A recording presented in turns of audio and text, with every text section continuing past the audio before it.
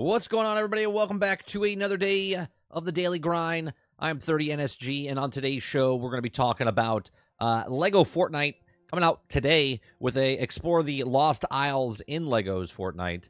We're going to talk about the Battlefield, next Battlefield game. There's a couple different stories we're going to talk about. We're going to talk about the specialists will not be coming back in the next Battlefield game. We're going to be talking about how Battlefield will have a free-to-play Battle Royale.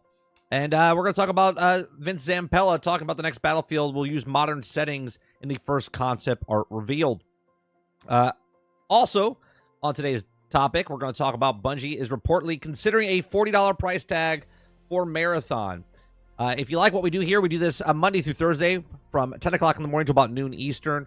We just go over news stories, have conversations with live chat.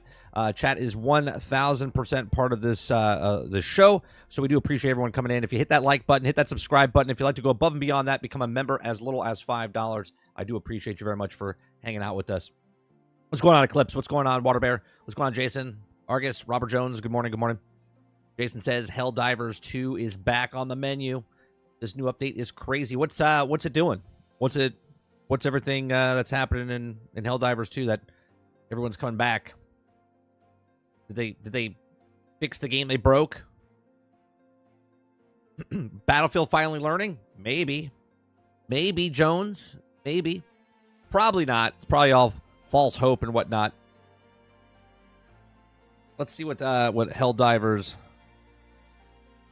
2 Steam charts. Is there an uptick?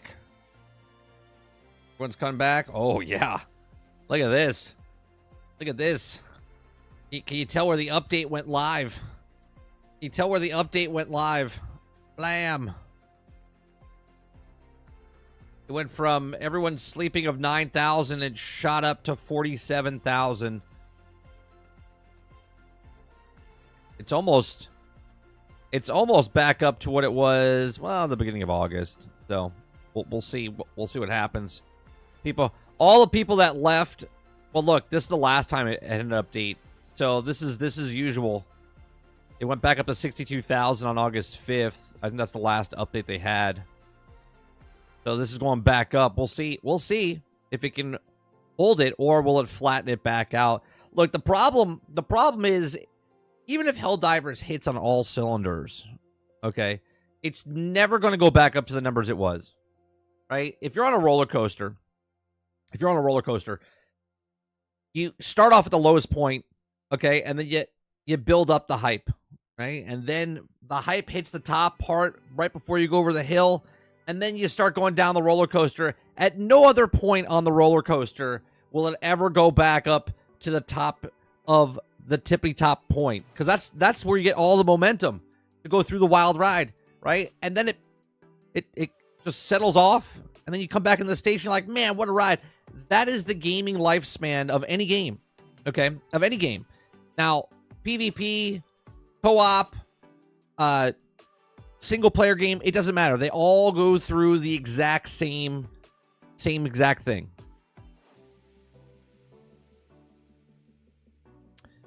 Waterbear says, if they allow for Super Earth Invasion, I bet it would.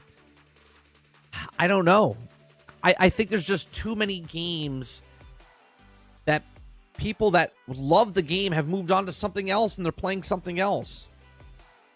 That game is fun with friends.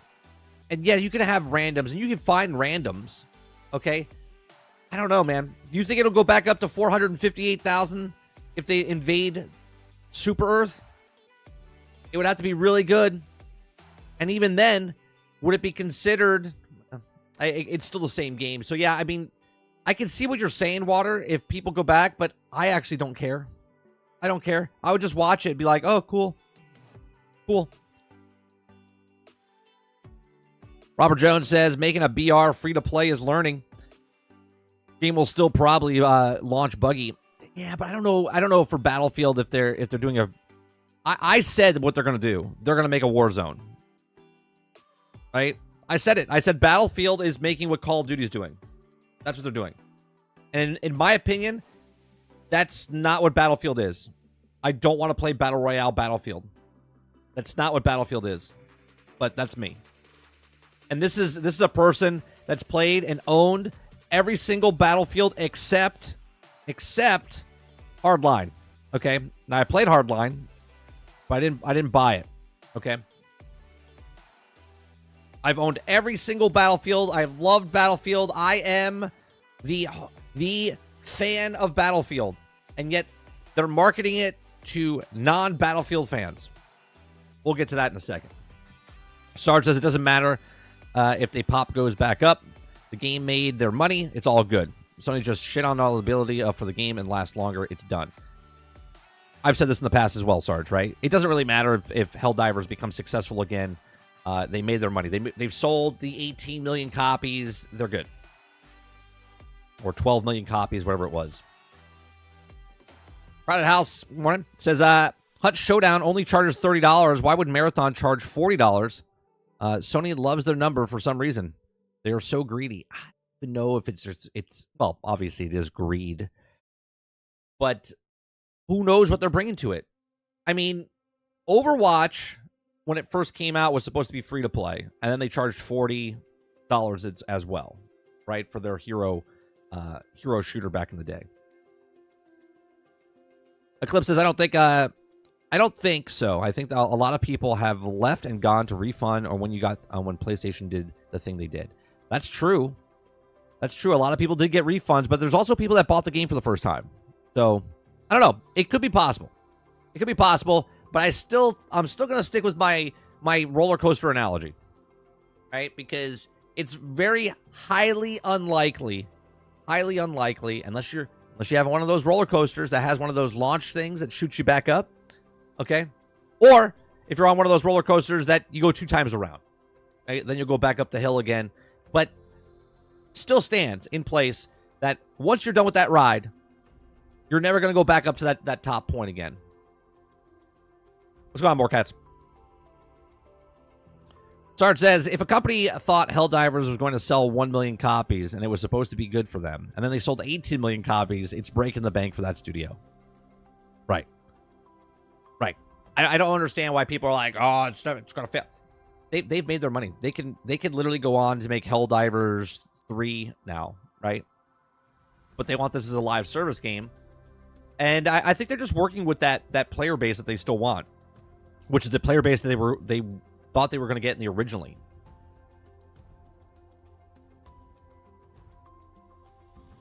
Did Jason say what was happening with it? No, he didn't say it yet.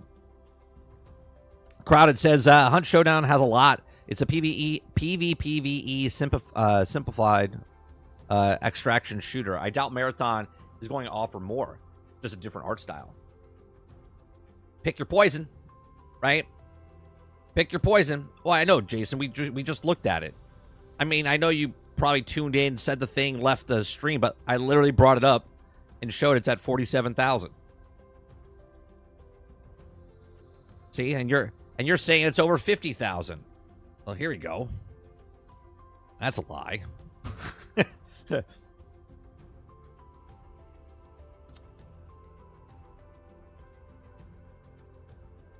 It's like a bad game of telephone. People like to embellish things when it's so easy to just look it up. Steam numbers are not over 50,000. They're at 47,349.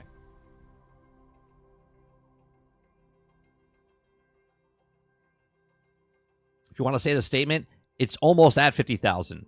It's just below 50,000.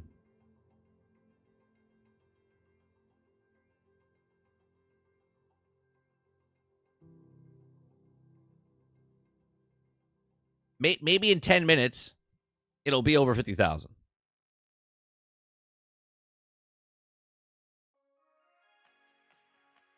All right, well, let's start off with... Then we'll do the Fortnite stuff first.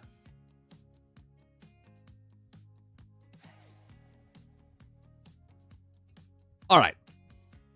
Guys, like what I do here, we just take news stories, have conversations with chat, bring them up, talk about it, give you my thoughts and opinions on these things, and then we have a little discussion. Hit that like button, hit that subscribe button if you'd like to go above and beyond that. Little hair right here.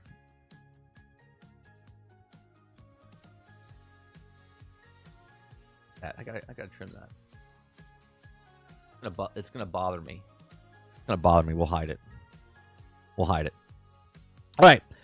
So, explore the Lost Isles in Lego Fortnite version 31.20.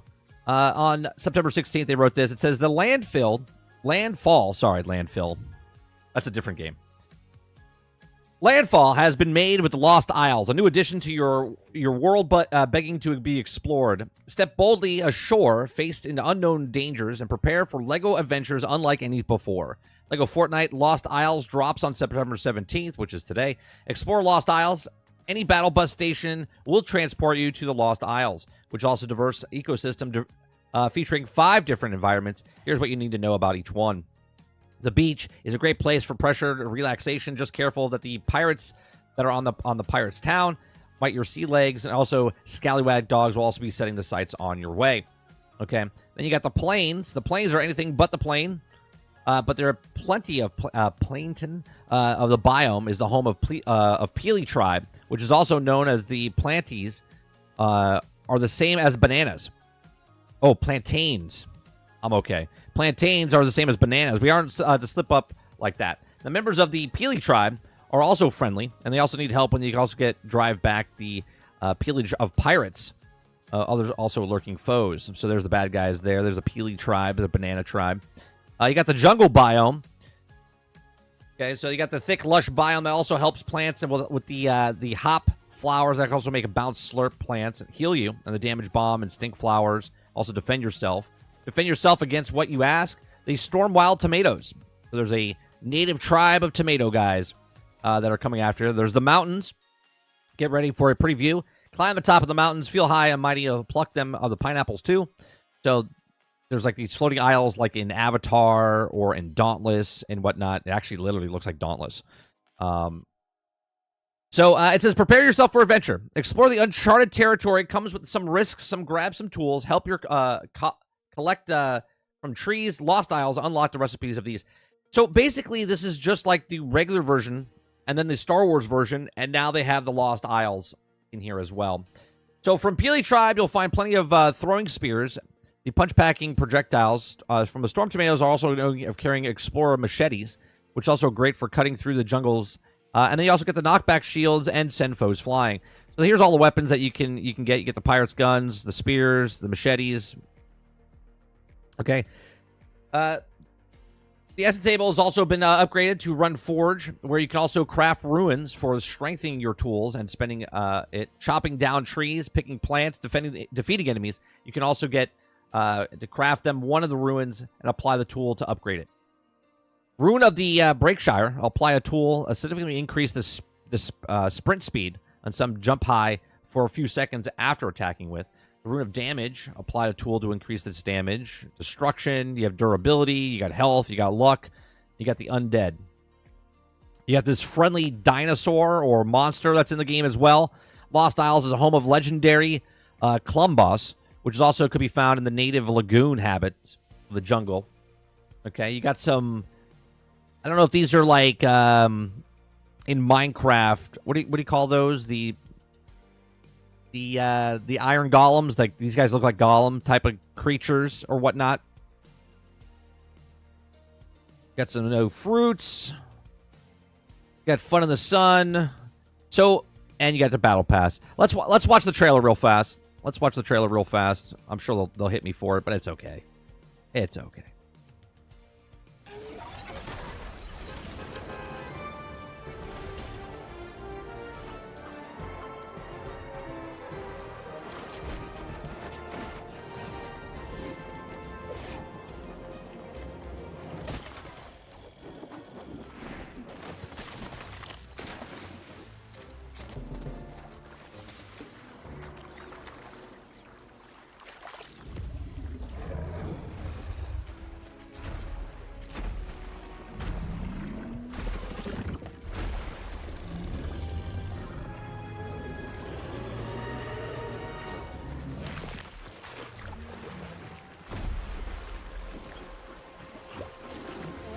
I don't know why Fortnite just doesn't make their own Saturday morning cartoons based on these animations and stuff.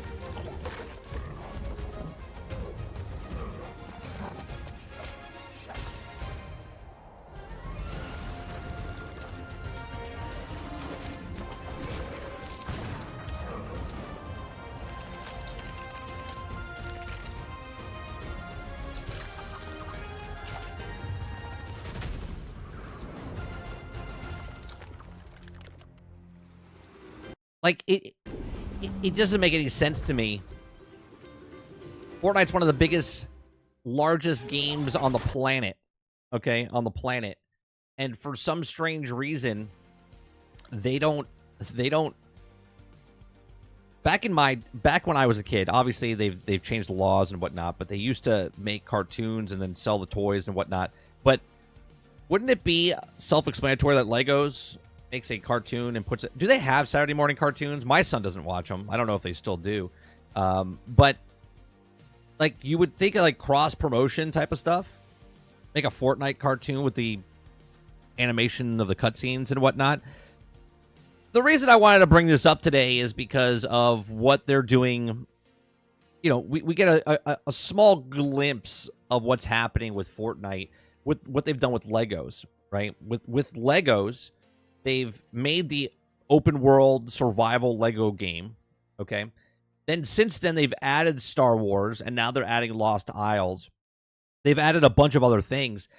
Now, we do know that Disney Disney is part of this, and we have a landscape that they've shown us of different aisles of Marvel and, you know, the Hollywood studio type of thing, and Pixar land and Star Wars land within this virtual space. And obviously, what's happening right now with Legos and Fortnite, what they're doing with this two IPs, is exactly what they're going to do. I mean, look at what's happening right now in Fortnite. A new Iron Man skin just came out. I want to talk about, is the Disney and does the Lego hurt what Fortnite's trying to do? Because the main game of Fortnite right now, Fortnite was a Save the World, which is a tower defense game when it came out, okay? But then it moved and shifted to the Battle Royale, which now has changed the landscape of video games, because not only has Fortnite taken what PUBG was doing and other smaller games were doing. PUBG, I say smaller, but you know, they still hold the record for Steam numbers or whatnot. But PUBG, Fortnite, when Fortnite came in and as PUBG was older clientele, but when Fortnite came in and made it Battle Royale, it kind of broadened the whole spectrum of what people are playing games, from the youngest kids to the oldest adults, all playing Fortnite. And then they shifted from that into making Fortnite into this like marketplace where not only is it a battle royale, but it's also a IP haven of Transformers, Marvel. I don't know. Do they have He-Man? They had G.I. Joe. They've had, you know, they have Hasbro. They have Star Wars. They have Marvel. They have DC. They have Legos. They're all over the place when it comes to this.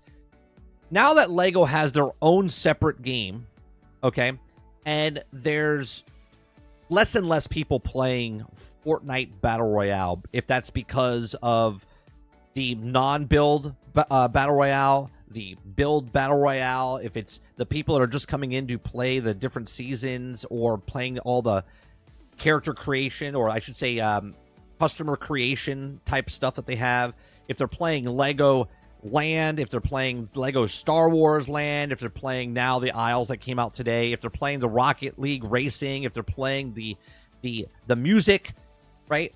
All of these different things that are happening, and now you add on top of this the Disney brand, okay, which is separate from the rest of the game. Does this hurt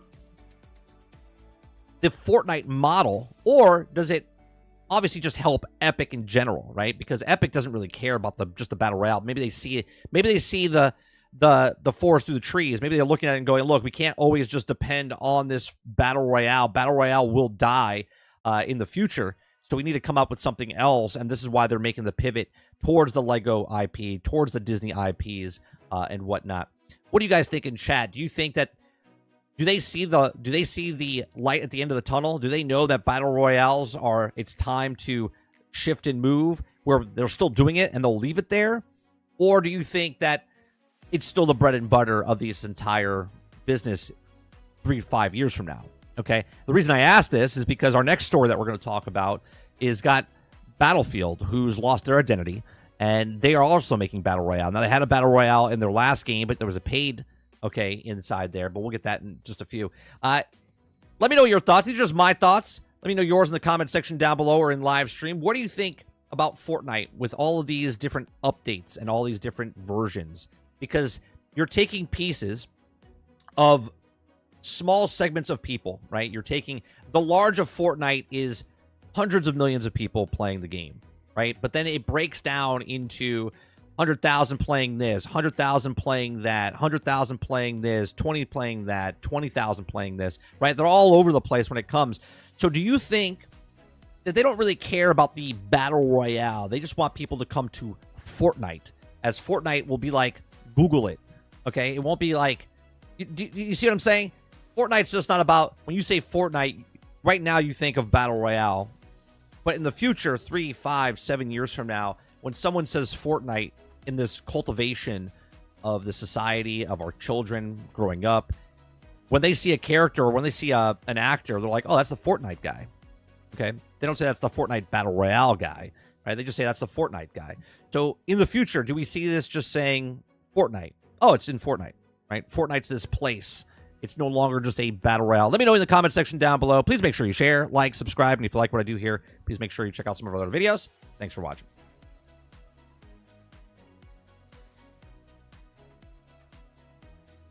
Morning, Winter Rose. Let's go on stealth. I saw the skiff, the Lego skiff. It's gigantic. It looks cool. It looks cool.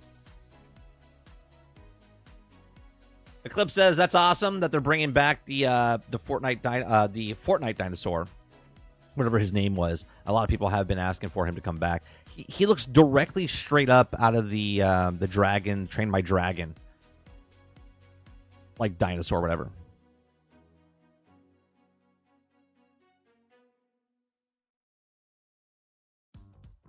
Third-person extraction shooter. Eclipse says it also must be pretty bad because it's still like a PlayStation after they did what they did to you.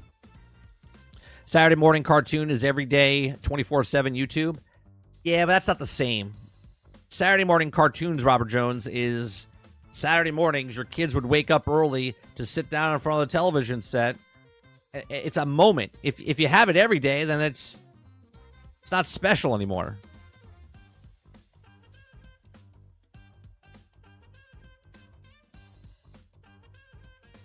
Robert Jones says, is this a separate game or is it still in Fortnite? If it's in Fortnite, it only helps. Oh, no, it's in Fortnite. It's inside the thing. Like, you pick all those different menus and stuff that's there. What's going on, Roadkill? Roadkill, I have a question for you. I just watched a video yesterday. It happened to be in my stream, in my feed. What's the guy's channel's name? Video game something. And he brought, I think it was you. He said Roadkill 80 something. And I was like, wait a minute, is that the same Roadkill? You're famous now. You're famous. I think it's you. Where you left comments in his video and he made a whole video based on your comments. So kudos to you.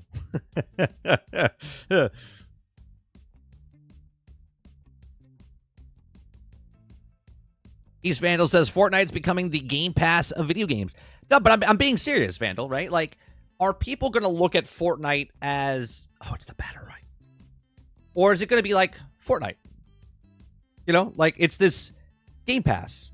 It's Kleenex. Hey, you don't say hand me a tissue, you say hand me a Kleenex, even though Kleenex is a brand of tissue, right? Is Fortnite going to become just a name like, oh, you want to know something? Google it, right? You don't say search it. You say Google it.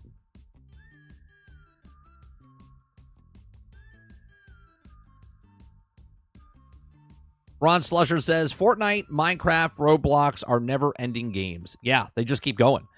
But the difference, Minecraft's not really doing what they're doing. I mean, they are. There's different models. But Fortnite's trying to go above and beyond what Roblox is going in a different direction. I think Fortnite's more marketable than Roblox, but Roblox is extremely, extremely popular. That was my question, Jones. Do kids do Saturday morning cartoons anymore? I don't think so, because I don't think there's Saturday morning cartoons.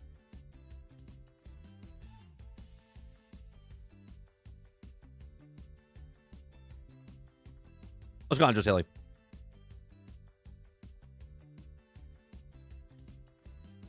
Eclipse says, oh yeah, I saw that too. The guy watched that like Gotham Knights and was talking about PC hardware. Yeah, that's it.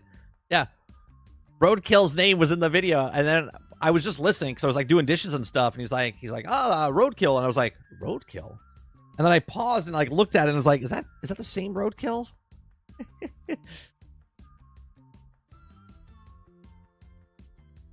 Yeah, Roadkill was I believe he was chilling for Sony, I think, if I'm not mistaken, because I believe the video he was taking the PC side and Roadkill was taking the PlayStation 5 Pro side.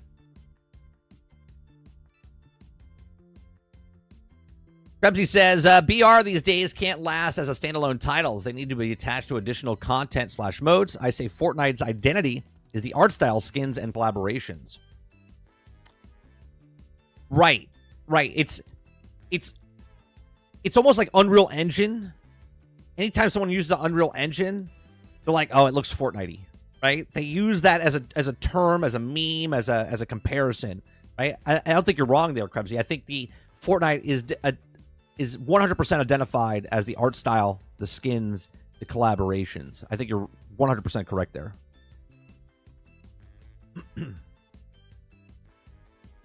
Sarge says you had to be up at 6 a.m. Eastern to watch Saturday morning cartoons. That's what I'm saying. There was like a focused time of when kids got up, and they would get up on purpose early on Saturdays. And parents were amazement. They're like, wait a minute, why is my kid getting up at 6 a.m. on Saturday? Just Hilly says, my kids do Saturday morning Minecraft, and Saturday morning, can you charge my phone, Dad? That's funny because my son also does Saturday morning Minecraft. Yeah. Sometimes I wake up and he's already playing Minecraft. It's just weird. I don't know. It's a shame, really. And if you think about this, going down this conversation, right? Again, when we were kids, Saturday morning cartoons made us get everyday toys. Okay? No one buys toys anymore. And the reason no one buys toys anymore is because there's no fucking cartoons on, right? The kids don't have anything to watch, and there's nothing that they want to go out and buy. Okay? We grew up in an era where we had toys, games, outside. You did a whole bunch of stuff. Everyone now just wants to stay home and play video games. Crazy.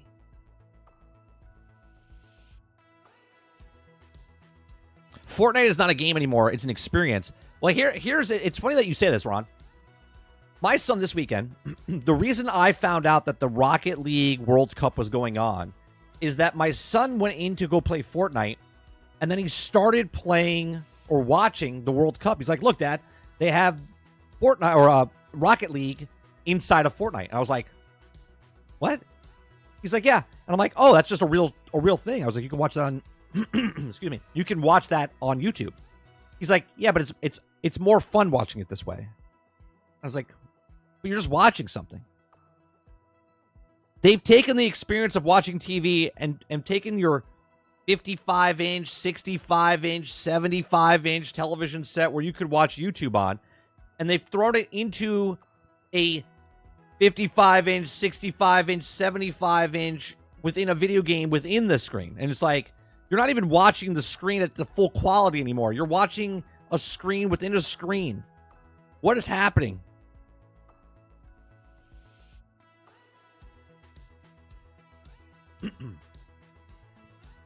It's weird. It's weird. East Vandal says, no time for Saturday cartoons. Some states want your 4-year-olds working in the meat packing plants. No time for Saturday morning cartoons.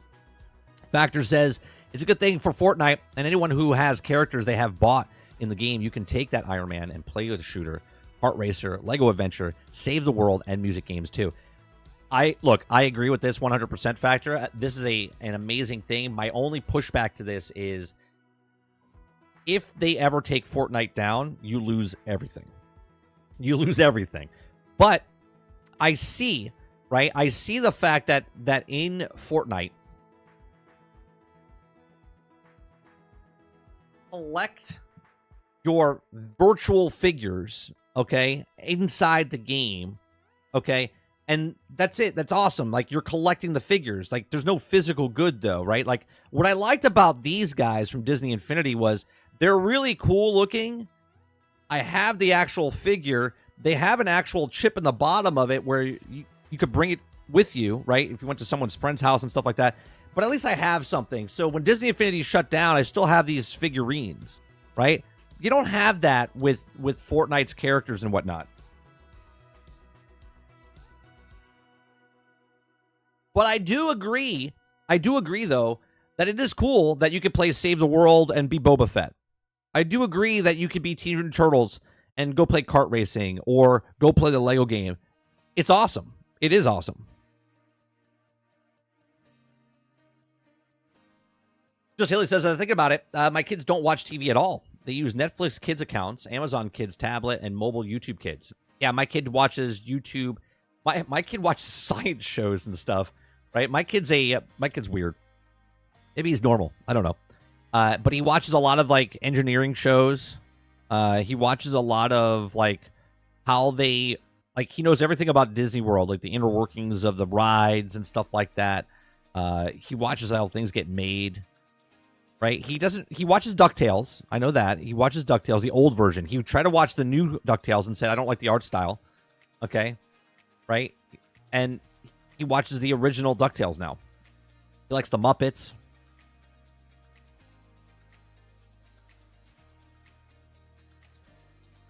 Cool Bama guy says, sounds like Epic Games is building a catalog of games to attract every type of gamer. Right? They're building a whole bunch of games, but they even brought their other company game in here because they bought Fall Guys. And now they put Fall Guys within Fortnite itself, right? So you have Rocket League, which they own. You have the Rock Band stuff, which I believe they own. You have Fall Guys, which they own.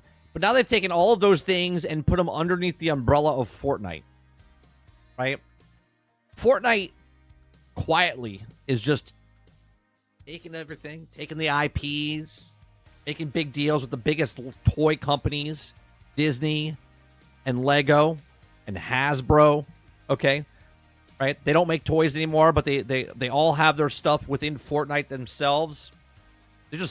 People are upset because, Microsoft is buying all these companies up, but meanwhile, Fortnite's like, oh yeah, we'll push you underneath Fortnite.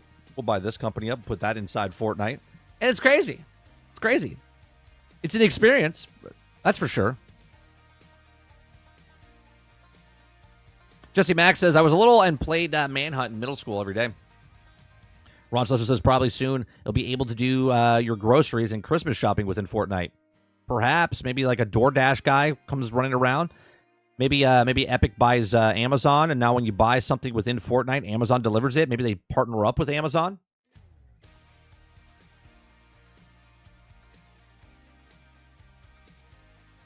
Parabellum says, who's going to buy out and take over Ubisoft? Well, they're trying to go private. And if that doesn't happen, I mean, obviously the person with the highest, pocketbook, paycheck, checkbook would be Microsoft. It could be Apple. Apple might want to throw their hand in the ring, right? Maybe Google buys them. Maybe Netflix picks them up. Who knows? That'd be a huge pickup for Netflix, right? Netflix buying Ubisoft, and now that's a big move. That'd be a big, huge pickup for Netflix.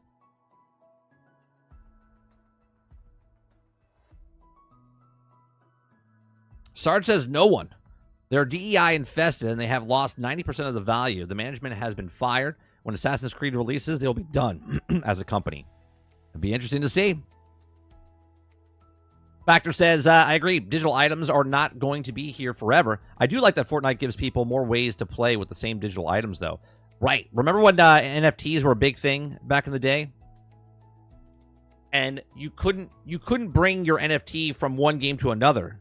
But what Fortnite has done and said, we have separate games, but what about if we bring all those games within one umbrella, one thing of Fortnite, where if you want to take your digital good and you want to play your character, which is just a skin, all right, and you want to bring him into that racing game, you can bring him in.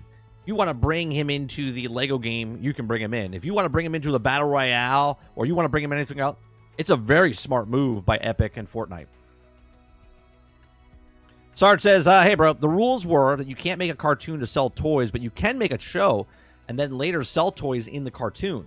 They just don't have good shows to sell all the toys. Oh, okay, so if that's the rule, then, Sarge, then Epic is even more stupid for not doing this, because if you get the animations that they do, right? Can you imagine if Fortnite sets a deal up using the Epic Unreal Engine 5 and they make a cartoon of Marvel with that to promote the Marvel cartoon that's using the Epic Unreal Engine to make the cutscenes that looks like the characters with inside Fortnite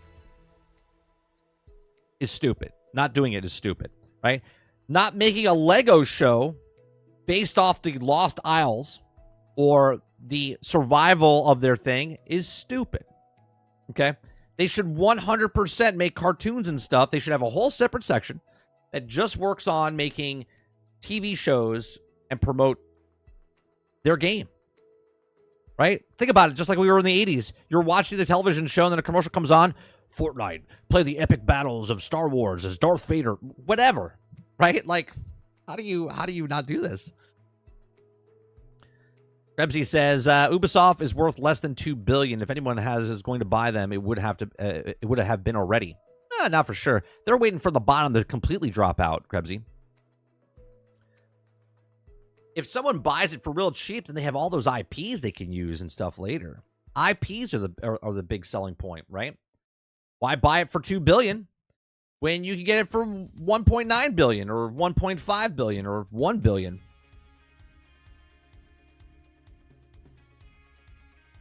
Robert Jones says Ubisoft isn't going anywhere. Shareholder value is... and didn't say anything. It says Ubisoft has like 20,000 employees. Layoffs about to hit that company like we have never seen. Well, we've seen a lot of layoffs in the last couple of years. So 20,000 wouldn't be didn't wait a minute. Didn't Microsoft, not Xbox, lay off something much more than that?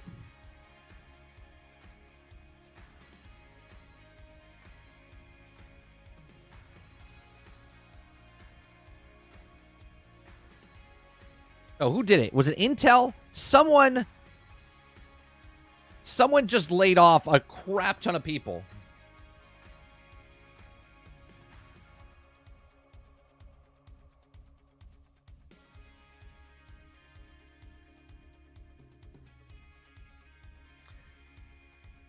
In 2023, Amazon, 16,000 roles were gone. So, I mean, I guess you are correct. 20,000 employees there. If all of them lost, it would be higher. 16 biggest company layoffs of all time. Microsoft was at 18,000. Okay.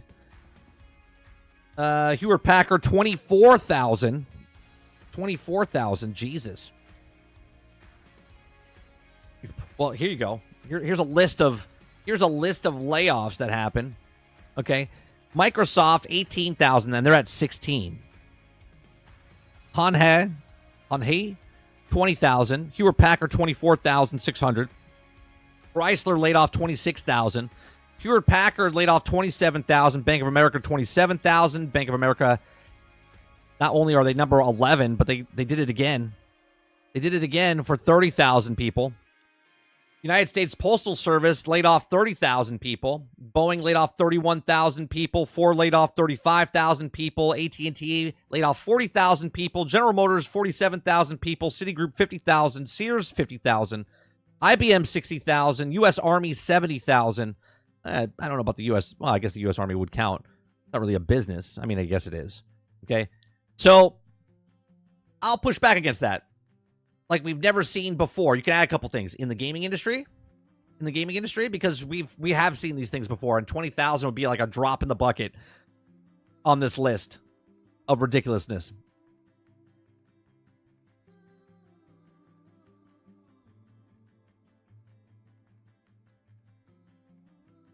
The bottom is here, bro. The stock is less than $3. That's insane. It's insane that it just like a month ago it was like $40 or something like that.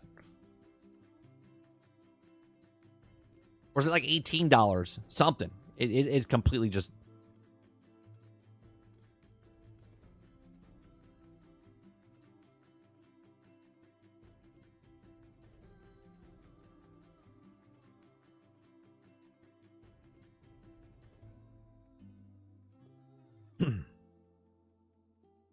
Maybe they go private, cut half the staff, but I think they'll still exist. They could, or we'll see. We'll see.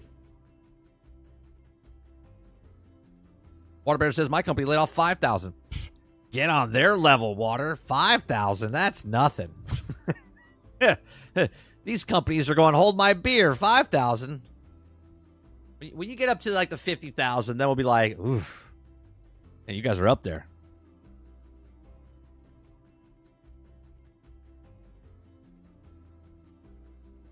What if you could cast your presidential vote through Fortnite? That wouldn't happen because there's way too many people playing the game that are not in. And then how would you verify that they would be in America and their age and everything else? Because anyone can just scroll the number around and go, yeah, I'm above 18. That would be a fucking nightmare if that happened. Speaking of nightmares. Speaking of nightmares, let's talk about Battlefield, the next Battlefield. Okay. I love Battlefield. Okay. One of my favorite games of all time. Single player, multiplayer, co-op, doesn't matter. Battlefield Bad Company 2 is one of my favorite games of all time. I loved it. I love the people I played with. I love the game itself. It was just a grand old time with Battlefield. I've said it in the past. People will disagree with me. They think Battlefield 3 or Battlefield 4 is the best. Now, sales-wise, you know, I think 3 is the best or 4 is the best. But to me, Battlefield, the series, peaked at Battlefield Bad Company 2, and then it went downwards, backwards from there. Okay? Speaking of the roller coaster analogy that I said earlier, it's just a hill. Battlefield Bad Company was at the top of the hill, and then Battlefield 3 and 4 were just over the edge, right? And then it just went down. Now, I do love Battlefield 1. I think it's good. It's World War I, though. But they've always taken stuff out of the game from Battlefield Bad Company 2 to now, okay? They added a bunch of stuff, and they got to the point where they're like, wait a minute, we've added too much stuff. It's too good of a game, and now we have to diminish it and bring it back, and they made little visual changes and stuff and took something out and put something in. Okay, but they've lost what they were. Okay, you guys like what I do here. I do this Monday through Thursday from 10 o'clock in the morning until noon Eastern. I read articles for the first time, give you my thoughts and opinions on the articles, then we have conversations with you in chat. Hit that like button, hit that subscribe button. If you'd like to go above and beyond that, become a member as little as $5. All right, so Specialists will not be coming back into the next Battlefield and will emulate Battlefields 3 and 4, the pinnacle of the series, says EA. See, the pinnacle for them is 3 and 4 because that's the most sales. That's the most sales. Okay. Now, Battlefield boss Van Zimpella said the next game will focus on dense, well-designed play spaces rather than giant 128-player maps. Now, see, this is another thing they added to the game just last year. They said, we're bringing 128 players. And then they go, whoop, yeah, we're taking that away. We're taking that away because they thought that was the problem. They thought that was the problem. The problem wasn't the 128 players that you put in the game. The problem was the map that you didn't finish. The problems were that you didn't design the maps to be for 128 players. You designed the map for much less, okay? And it sucked when you played with 128 players because the maps weren't designed for 128 players. But let's not glaze over that fact, right? Okay? Just like the movie industry and everything else says, well, the game or the movie didn't fail because of this. It failed because of you. You're sexist and racist. They're saying that, no, the 128 players is what didn't work out for this game. No, it worked out. You just didn't do it correctly because you didn't make the maps correctly. Hence why you took the next 18 months to fix the 8 maps or 10 maps that you put in the game from the start. Okay. Like Battlefield 2042, experimental characters, lonely hikes across the giant 128-player maps reminded me how awesome the scale of Battlefield 1942 felt back in 2002, but held a minority opinion on that one. For the next Battlefield series, new boss aims to recapture what calls the peak Battlefieldness found in Battlefield 3 and 4. Can we just say the Battlefieldness? I feel like, and I'm the 46-year-old dad here, okay? But I feel like when they say the peak Battlefieldness, that's like, hey, kids, what's going on? Like, shut up with the Battlefieldness, okay? That boss is Respawn's co-founder, Vince Zampella, who previously co-founded Infinity Ward and helmed Battlefield's biggest rival, Call of Duty. Here's another problem. I've said it in the past, and I'll say it again. Battlefield has lost its identity. It's trying to become more like Call of Duty. It doesn't help that the head of Battlefield now is the person that ran Call of Duty. Okay, so EA announced in 2021, not long after Battlefield 2042 disappointed launch, that it's now overseeing Battlefield series. And in an interview with IGN this week, Zampella dropped a few details about what he can expect from the game and which is still unnamed. Okay, the big news is that the new Battlefield, or the next Battlefield, will return to a modern setting of Battlefield 3 and 4, and the last three were World War I, World War II, and the near future. And will ditch out the two of the features that made Battlefield 2042 stand out at launch. Do you know what made Battlefield 2042 stand out at launch? A broken, buggy game. Incomplete. Broke and incomplete. Those are the two standout features for Battlefield 2042. Okay? It says, in a bad way, for many, 128-player maps and specialists will replace classes with characters who had special abilities and gadgets. Okay? He says, quote, I don't know the rationale for specialists, but was... For me, I like the team tried something new, Zampella told IGN. You have to applaud that effort. No, not everybody liked it, but you gotta try things. I didn't work. It didn't fit. Specialists will not be coming back, and so classes are kind of the core of Battlefield.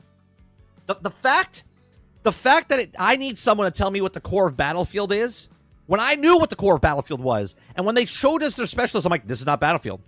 This is not Battlefield. And they're like, can't believe it didn't work out. Why didn't the specialists work in this game? I mean, I thought it would work. Well, it just didn't work out. I guess we learned our lesson. You could have just asked the consumers. Remember the video we watched yesterday by Lauren Fryer talking about these developers that are so like enclosed in their they're like, no, I'm not doing anything wrong. No, this game is going to be great. Like, just ask the people that played your game, hey, do you think you would like this? No. Oh, well, we're going to go ahead and go through with it anyway. Hence why games fail. Because they're going against the grain. They're going against the consumers that played the game, why they played the game. Why did they like that game? Why did people play this game? How is 128 players the problem and not the specialist? I love how they put that ahead of it in this article, by the way. 128 players was the problem. Not the specialists, not the maps, not the broken, unfinished game that they did. The 128 players, even though the consumers the entire time said, we want more players on console. We want more players on console, right? PlayStation, or not PlayStation, PC players never complained about the more people that could play, okay? It was just the console players were like, hey, can we get more players? Can we get the 128 like PC? And they're like, I don't know. You want more players like the PC guys? Okay. It was your map design. Your map design and unfinished product is what failed this game. Okay. As for the 128 player maps, Zampella said that they're redesigning something that is more akin to previous Battlefields. That they also rather have nice, dense, really nice, well-designed play spaces that big numbers of sakes of big numbers. Here's the thing. I don't like the word of dense in a Battlefield game. There could be a city, but then there needs to be vast open areas. If you're taking Battlefield and shrinking it down to close combat stuff, this is future Mike telling you, it's not going to work. We want open battlefields, hence Battlefield. This is not Call of Duty. Do not do close combat stuff. Yes, Metro was fantastic when it was in the beta and people loved it. People like playing Battlefield because there's tanks and choppers and planes and cars and jeeps. And do not do... if you're talking about forest density or city density, okay, sure, but make sure you're not making the maps tiny and dense. Make them large and dense. Okay, there aren't many more details shared beyond that, but the big picture Zampella putting down is we're going back to Battlefield 3 and 4. I mean, if you're looking back to the peak pinnacle of Battlefield, it's that Battlefield 3 and Battlefield 4 era where everything was modern. Zampella told IGN, and I think that it was also, Bad Company 2 was also modern. Just putting it out there, to put the Battlefield is and do amazingly well. It was also well, we'll see what happens from there. Okay. It says he went on to refer to Battlefield 3 and 4 as peak of Battlefieldness, and then at the heyday of the series, but also through the mention of Battlefield 1942 to appease old dudes like me. Okay. It says EA hasn't been entirely clear on what the next Battlefield thing or things will actually be, but we also know there's a lot of studios working on a series of dice motive ripple effect, which made Battlefield 2042 cool custom feature called Portal. Okay. It says also another studio making a single-player Battlefield experience, Ridgeline Games, but it's also closed before we got any details on what they was up to. Zampella told IGN that they also thought EA was expanding the scope of Battlefield series. Core Battlefield players are still the priority. Are we? We need to earn their trust back and get back to on our side, he said. Well, good luck to you, because I ain't buying a Battlefield game until you show me it actually works on day one. Not 18 months after I, get the game. Okay. So Battlefield 2042 has got the final season early this year, and development could go in full shift over the next game. According to Zampella, now play testing is the game every week. I guess that is the next main series will be called Battlefield 6 to emphasize the connection between Battlefield 3 and 4, and that's just a hunch. You can also read more about Zampella's. Look. We're not asking for much. We're just asking for a Battlefield game. There's so many Battlefield games you can look at. Okay, taking efforts like going to Vietnam was a good experiment, and then taking it away because it's a Battlefield moment. Okay, like a time frame that you took and put Battlefield in. Taking the specialists and putting them in and going, oh, we tried something new. You got to applaud that. No, applaud by doing something different. Take a different. The insane part about this whole thing is they knew what worked, but they refused to do it for whatever reason, okay? And that's the mind-boggling part of this, right? Putting stuff in the game and going, oh, I can't believe it didn't work. Taking a game, and we have another 2 articles of this, so we'll go over, right? Taking this and turning it into a Battle Royale free-to-play game, nobody wants that. Nobody wants that. Battlefield games are never going to be as popular as Call of Duty. They're never going to be popular as Fortnite. It's never going to happen, okay? The game that was created and the clientele that you picked up is a niched market, okay? If that's 7 million, 12 million, 14 million of the 250 million people that want to play the games, it's never going to get that Call of Duty numbers, right? And the problem is they still don't understand that. They still don't understand what Battlefield is. But these are just my thoughts. Let me know yours in the comment section down below. Please make sure you share, like, subscribe. I'll see you guys on the next one. All right, let me see what you guys are saying here. Let's see. Charles Hawk says 128 players was trash. The reason it was trash is because the game wasn't designed for 128 players. It wasn't even designed. Their maps they put in the game were every single one was broke. Every single one was broke, and they had to go back over 21 months and fix every single one. Prosty says the game was so damn buggy in the beginning for too long. Yeah, it took them way too long to fix it. And they fixed their maps. Instead of adding new maps, they were fixing the ones that they put in the game originally.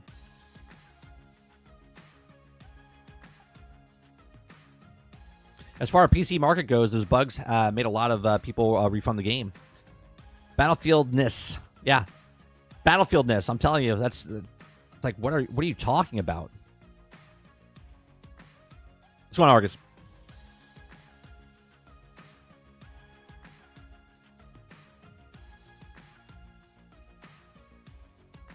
Sarge said, Call of Duty sold 25 to 30 million copies. Battlefield sold like 12 million. It was never a competition. Yeah, it's never. Here, I'll bring it up.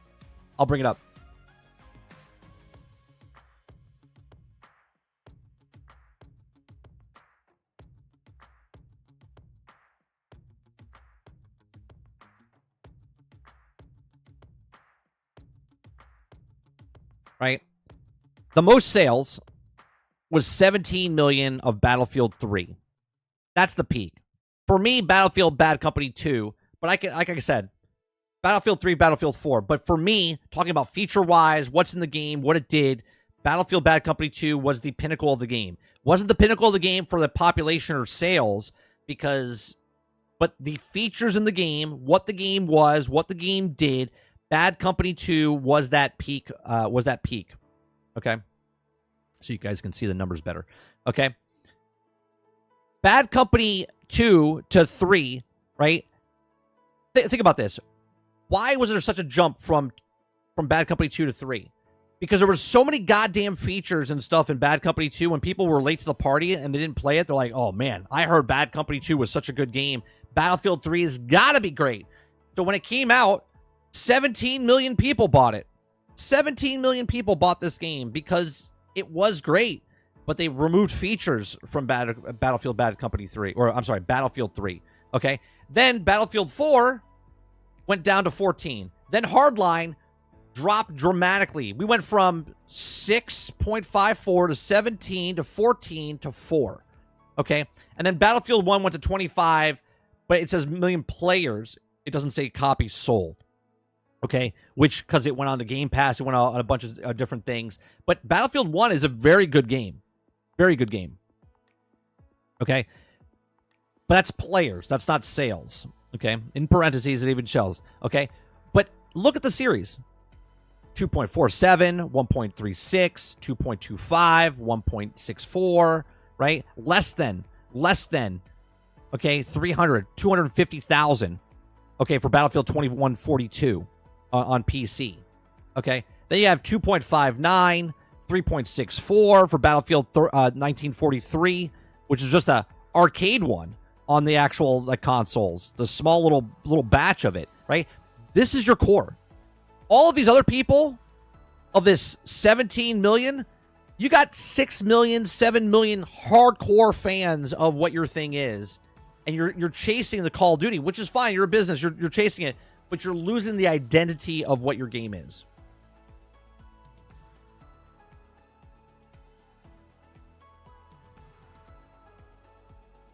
Let me see what Robert Jones streamed last night.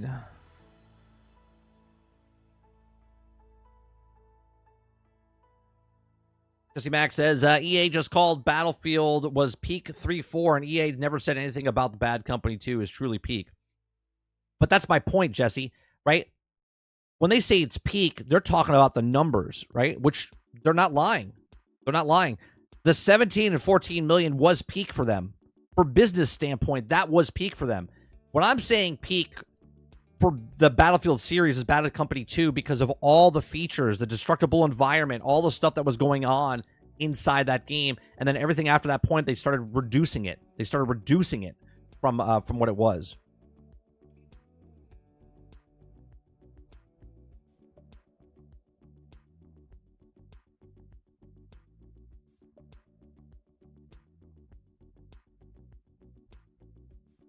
Bring back SOCOM?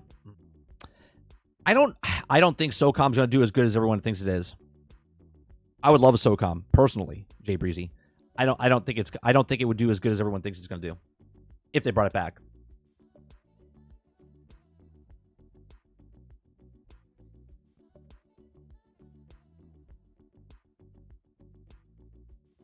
Argus says, my first Battlefield was Battlefield Bad Company 2, and that game was fantastic. It was more fun than Call of Duty for me.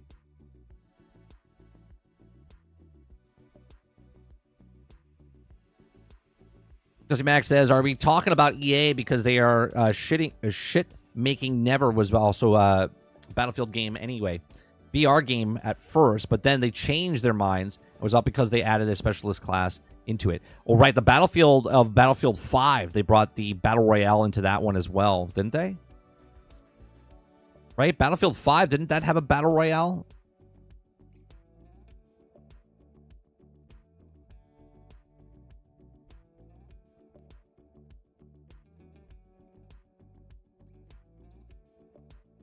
Squambo.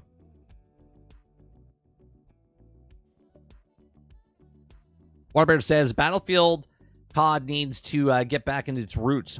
Do what they did best. Squad-based tactical action, utilizing vehicles, destroying buildings, and having real strategy. But Battlefield's not even like the real strategy with that. It's arcadey, right? It's not as like Squad. It's not like Hell Let Loose. It's just this fun moment of you're with a group and you're doing things, you're working together. but at the same time, it's not super realistic like a real military sim, right? It's this perfect balance in between where Call of Duty is arcadey. Battlefield is a little bit less arcadey, more strategy because of your group and whatnot.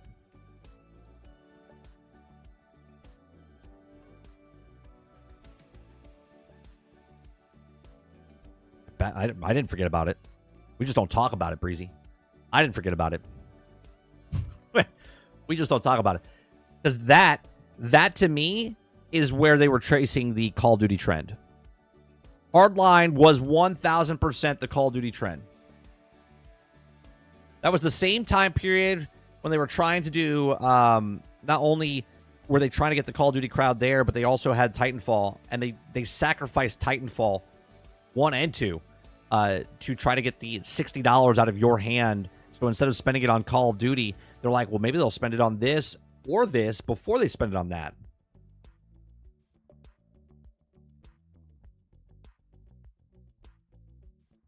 We have another article. Let me see if this is just the art style. Is he talking about the same? Because again, I don't read these articles beforehand, so let me skim through this one real fast.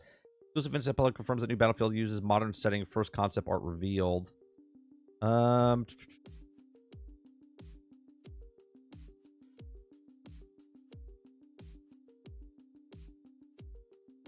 This is the same. This is the same stuff. Here, let's talk about this. All right, let's talk about this one instead. All right, if you guys like what I do here, we do this Monday through Thursday from 10 o'clock in the morning to noon Eastern. Hit that like button, hit that subscribe button. If you'd like to go above and beyond that, become a member as little as $5. Okay. Exclusive EA new Battlefield game will also have a free-to-play battle royale. Like, why? Why? Oh, it wasn't bad release timing, Jay Breezy, for Titanfall. They planned that. That was planned that way. It wasn't bad release time. They try to do the 1-2 punch to try to get this game and this game out before Call of Duty. Everyone's like, nah, I'm just going to hold on to my money and get Call of Duty. All right, so it's been a rough couple of years for Battlefield franchise, with Battlefield 2042 failing to meet its players' expectations on launch. The game is also arguably one of the least complete Battlefield games to date, compromising the countless bugs and core design did not resonate with the community. As a result, didn't resonate with the community. It was a broke, buggy game. It didn't resonate with anybody. It wasn't even a finished game. They pushed it out there. God, I fucking hate when people are like, oh, it didn't resonate with the community. You mean the people that like games that are complete? As a result, Battlefield 2042 was lackluster sales compared to its predecessors and major restructuring for the franchise as a whole. Okay, Respawn Entertainment Vince Zampella has now heard the head honcho leading the series with Grass heading also Ripple Effect, formerly of DICE LA, and Brian Bede becoming a new general manager of the franchise. Marcus Leto was also put in charge of the creative director of Seattle-based Ridgeline Games, but has since departed on his own accord. I wonder why. He's like, nah, I don't want to deal with this shit. So where is Battlefield now? Well, officially, we don't know. Much apart from, there's multiple Battlefield projects in the works, which will be integrated into a new Battlefield universe. EA CEO Andrew Wilson has also hinted that the next mainline Battlefield game will not be released until 2025. It'll be released in 2025, but completed in 2027. Okay. Insider Gaming understands that the game the game currently has a tentative target release date of October, putting it in line with the past Battlefield releases. Inside Gamer has also learned that the next Battlefield title is talking somewhat back to its roots approach. Somewhat. That's the big, bold lettering it should be. The title is taking somewhat of a back to its roots approach with the likes of 64-player matches and the return of the 4-class system. The overhaul of destruction and the overhaul to its destruction system. Oh, are you bringing destruction back? Great. We got the EA Kona Vision back. We're bringing back stuff that they took out of the game. As for the game setting itself, it will be set in the modern day somewhere around 2025 to 2030. Oh, God. And I can just imagine this now. I can see... Oh, I'm getting a vision. Getting a vision. Okay. I can see the articles being written right now. Okay. That they're waiting for Make the Game just in case one candidate wins and the other one doesn't. Okay. They'll make it around that, right? They'll make it like one, it's going to be fictitious, right? Because they can't go too hard on who we're attacking, right? Like, do we attack Korea? Who's the bad guys in this? Are we attacking Russia? Right? Are we attacking China? Like, who's the bad guy, right? Oh, it's going to be some unnamed articles are going to be written that this is because of, you know, Orange Man bad and he sent us to war or whatever.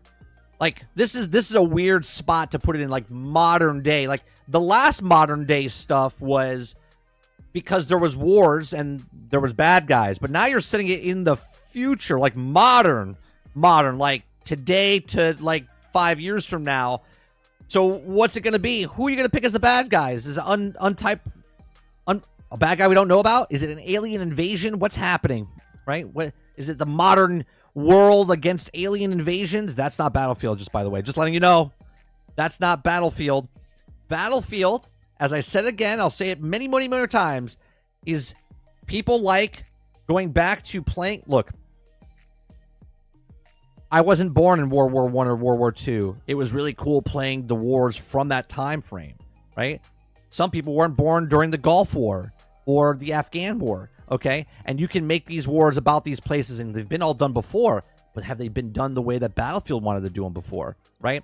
Like, these are things that happened in the past that we can all fantasize and all be a part of and be like, yeah, that's a cool war on that beach, or that's a cool war in that city.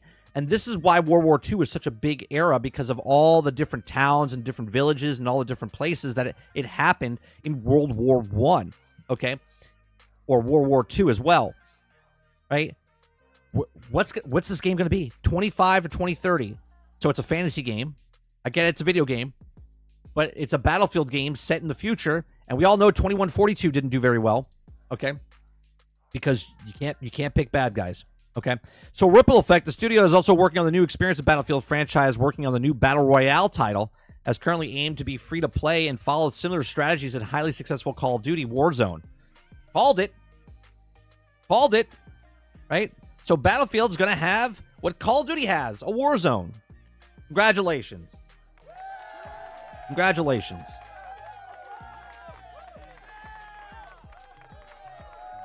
It's going to be a Warzone. So the game is said to be a brainchild of Brian Bede, who had been previously leading the live service of Call of Duty currently. The game has also 2 different game modes, including the classic Battle Royale experience and a mode named Gauntlet, which will also see teams of players compete in objective-based modes, which also lowest scoring team being kicked out after each mission. Okay, the news may come as a shock to some, but past Battlefield 3rd game mode experiences, including Battlefield 5's Battle Royale Firestorm, and Battlefield 2042's Hazard Zone, missed huge opportunities with the titles not being free to play. Okay, yes, that's the problem. That's the problem, right? They missed a huge point of being free to play. No, they missed a huge point because nobody wants to play a Battle Royale game in Battlefield. So frustrating. We're listening to the group. We're listening. We have to earn the respect and the trust of the Battlefield community. We're gonna put a Battle Royale game in there. Oh, for fuck's sake! Like, what are we doing? What are we doing?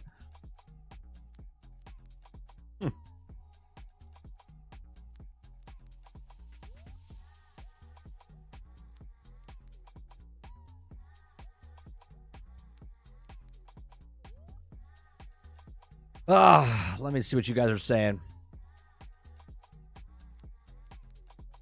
Jay Breezy says, you know what, I'm convinced the same people who buy 2K every year are buying COD every year. Both games make money. Sure. If people are going to keep eating slop, then keep serving slop. I mean, that's it. And I'm not saying those games are slop. What I'm saying is, why change it? Why make incremental changes? Why make a game better? Just keep doing the exact same thing because it's making bank. Right? Everybody is trying to make slop. Everybody's trying to make slop. Sarge says, do you think Battlefield's coming out in October? What? October? This October? Because next October, then it's too close to GTA 6. Better think again.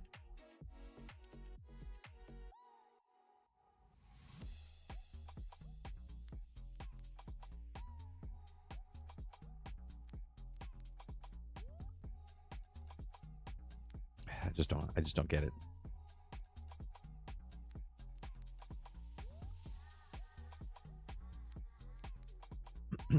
Krebsy says, honestly, it could be Elmo versus Kirby as long as the gameplay is good. I don't care.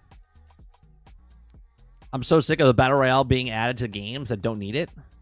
It's so idiotic.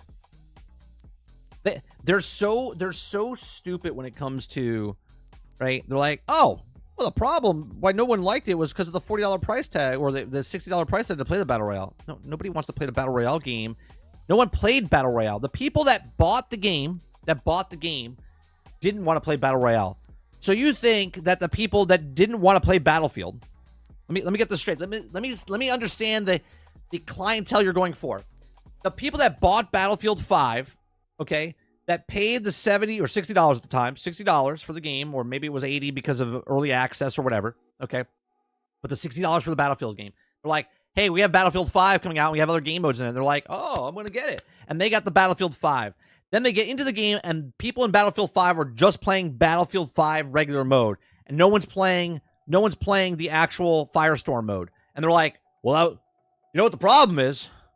We just didn't make it free to play. More people would have came and played Battlefield Royale if we just made it free to play. No, the people that are playing Battlefield are not interested in Battle Royale. Hence why they didn't play it. So sure, you could make a Battle Royale game, but make it a standalone game. Make it a standalone game. Just throw it out. Just get the fuck away from Battlefield. Battlefield is Battlefield. If you put Battlefield, this is mind-boggling to me because back in the day when they did DLC, they would divide the player base because they would add new maps. Okay? So they had the regular game. They launched the regular game. Okay? And then they would divide the player base because they would add new maps. They're like, oh, well, you add new maps. And they said, well, the problem was that a lot of people weren't buying the maps. Yeah, because not everyone had $40 to go buy new maps every 3 months or whatever, right? So they're like, well, let's not do that anymore. Let's take all the maps and put them in the game because we don't want to divide the player base. So now their fucking brain dead ideas are, let's make a game, but let's look 15 modes in the game, right? Let's put 15 modes in the game. So we have a Battlefield mode. There's Rush and Conquest, right? But then let's add a Battle Royale. Let's add a zombie mode. Let's add this mode. And they're like, oh, well, this mode is just dying. The more modes you add to a game in a PvP-centric game, the more it's thinned out, right? The more that the developers can give, concentration to the one that they're working on. But see, that's where corporate and developers and community differentiate, because the community wants Battlefield. The developers want to make a good game, and the corporate office wants to make money as money can. So they tell these guys, well, you need to put a Battle Royale game in here, because the Battle Royale, do you see how much money they're making? Do you see how much Fortnite's making? Do you see how much PUBG's making? Do you see how much? We need that in our game. Then great. Then just go make Battlefield free-to-play game, standalone, go throw it out there. Do not attach it to another Battlefield game. It's a mistake. It's a mistake. Right? They should have just made Portal. I've said it in the past 2 years ago, 3 years ago, okay? Portal would have been just as good while they were working on the next Battlefield game. Here's Portal. Here's all Battlefield games that you could have played. By all means, have fun, right? Get in there, right? Nope, let's throw it out there. That's another game mode within a game mode.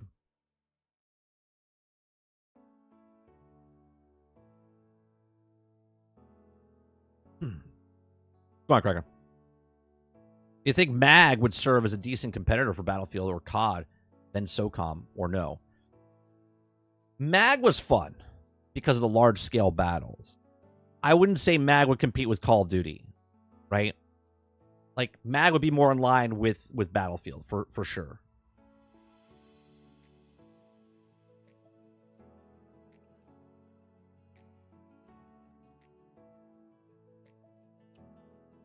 Battlefield has failed in the transition from map packs to whatever they have now.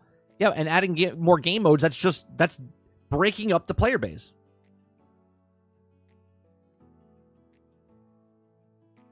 Look, Fortnite has this problem with Save the World, right?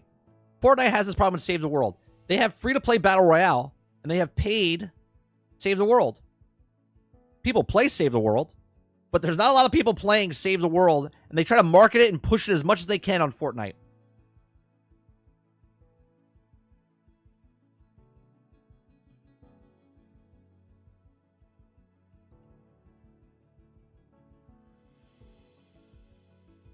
Has Battlefield always had bots? I really like Battlefield 2042 until I realized it had bots. Well, there's game modes that you can play bots, but then there's the... Look, bots weren't a thing in the past because they weren't smart enough to look like they were real. Not until 2018, late 2017, 2018, when they started implementing bots in games. Because they got to make the lobbies feel full, and they got to sell you microtransactions. Fortnite did this from the very beginning. Right? People say, oh, no, there's no bots in there. And now there's literally bots all over the place, right? Bots in the actual player pool and bots on the actual island itself. Why? Because they run around with the new skins on. You think they're new, they're cool looking, and then you're like, oh, I want to buy that. What it is. Also makes you feel better because when you're number one in the... me and my son played the other day, we got number 2, and the winner was by himself, and the way he was moving, it might have been a bot. We might have lost to a bot, but we got killed by Dr. Doom, okay? Which was a bot. We lost to Dr. Doom, right? It was 4 of us left in the thing, and Dr. Doom did his whole laser thing and fucking destroyed us, and we lost to Dr. Doom, and the person that won was a bot. Okay? He didn't move, he didn't do anything. We watched him. Nothing. Okay? Right? So we lost to a bot. Maybe 2 bots. Chapter 8 says, this is how I feel about them adding multiplayer modes to traditional single-player games. I don't care if it's good or fun. I care that they weren't 100% focused on single-player. Yes, right? And Battlefield, when you have rush mode and control, right? Or, well, not Conquest. I said Conquest earlier, but that's Battlefront, right? If we have rush mode and control, that's it. Just focus on those 2 things. But now they're like, oh, we have to add a Battle Royale. Oh, we have to add a zombie mode. Oh, we have to add a whatever. And Battlefield's just chasing now. They're chasing. They're not even going for what they need for their own game. They're just chasing. They're like, oh, well, you know what's popular? Warzone's popular. Let's put a battle. And that's what they'll focus on. You know why they'll focus on that? Because that's free to play, and money goes into there, right? Time and focus goes into there. You got to make the best experience possible for these people that are playing free to play, not the people that paid the $60, $70, $80, $100 for your video game. We got to make the best experience possible for the free to play players because they're going to spend more money in the long run.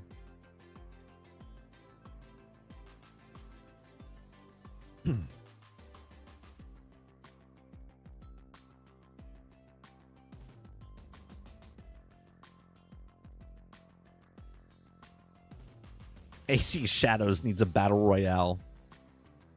Robert Jones says, take me back to Map Pack DLC era. I'd rather live there.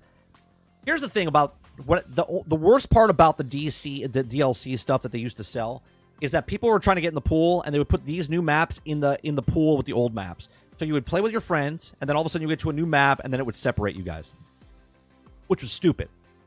All they had to do at the time, back then they didn't do this, was separate it and be like, oh, do you want to play just the new maps that came out or the old maps? Now, if everyone had the new maps and there was less people playing the old maps, it divided the player base, but at least the people would go, oh, well, I still have people. There's plenty of people that were still playing the game that didn't have the new maps, okay? And force you. That's the FOMO, whatever you want to do, but at least you had a choice, okay? Now they have maps that are just reskinned to you, resell to you, take it out of the game, sell it back to you. If you're charged $10 for a map, you wouldn't have divided the player base. That's true as well, right? I like how people were upset about buying, back in the day, people that had to buy a map pack for, it was like 5 maps for $30, and everyone's like, that's too much. Now they pay $45 for a pack of skins, and they don't even bat a fucking eye. They don't even bat an eye. No content, just a skin.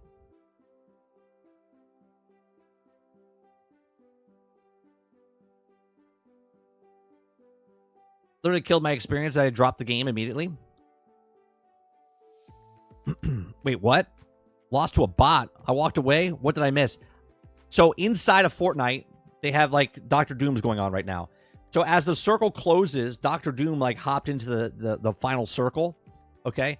And we're hiding in these buildings. And we're one of 6 teams or 3 teams left. So it's me, my son, 2 other guys, and then yeah, I think it was 2 solo players, another team, and us, right?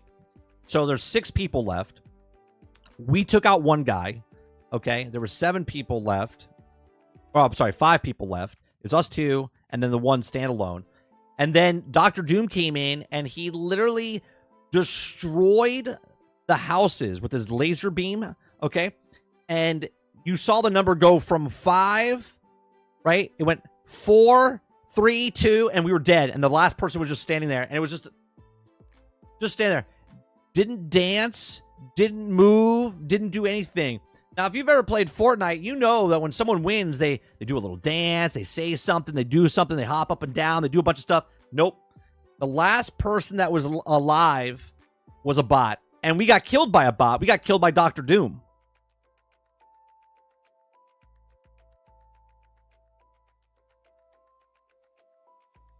Eclipse says, I actually have an account I made that I've never leveled up. I use it to get bot lobbies so I can level up my battle pass quicker. There you go. There you go. Battlefield Zombies next game. Let's go. Robert Jones says, you want Battlefield game with only rush and conquest? Yeah. Like it was in the past. I would have just conquest. Well, I liked rush. I was the guy that planted the bombs. What I liked about rush was it was a stone wall, and you knew where the front. It was like almost like a battle of, you know, the front lines getting pushed back. That's all it was. Conquest is just everyone going all over the fucking place.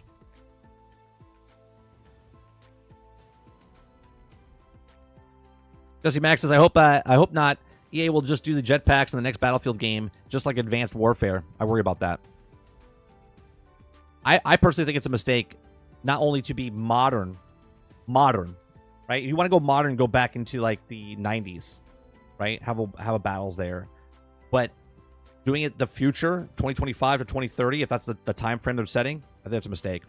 I think it's a mistake.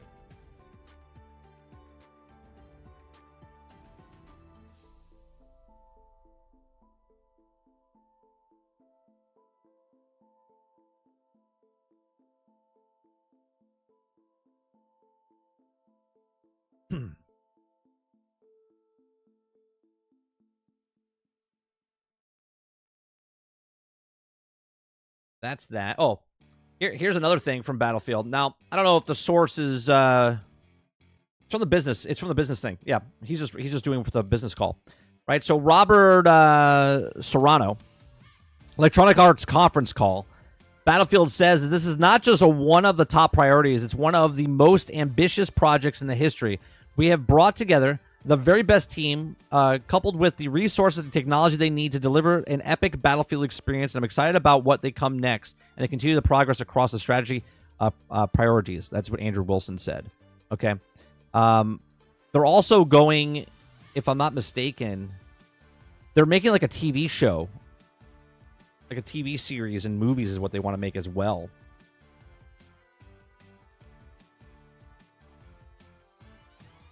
Right, they want to make Battlefield.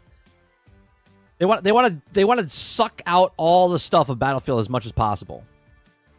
Is what they want to do.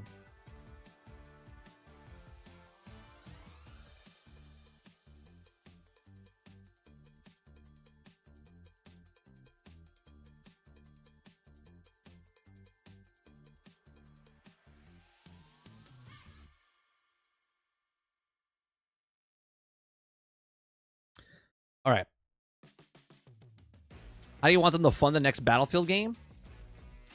Is this a joke, Jones? What do you mean? How do you fund any next game? You mean by making a game and selling a game? What? What? What do you mean? How are they going to fund the next game? How's Helldivers going to fund the next Helldivers? They sold 18 million copies. How is Pal World going to make the next Pal World? They sold 25 million copies. What are we talking about? We don't need skins.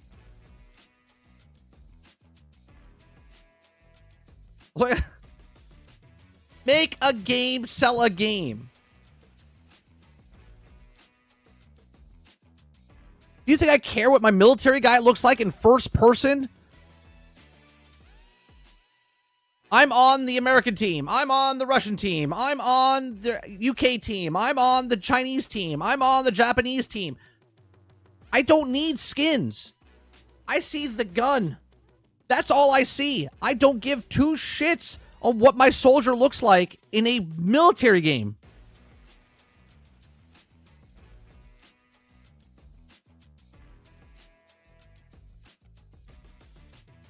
Not fun to make the game, fun to keep it going. You don't need to keep it going. Make a game, sell a game. I don't need a live service game either. Make Battlefield 6, sell Battlefield 6, let me play Battlefield 6, and when I'm done with Battlefield 6, I put it away and go to Battlefield 7. You want to sell stuff? Sell an expansion pack. You want to put a season pass?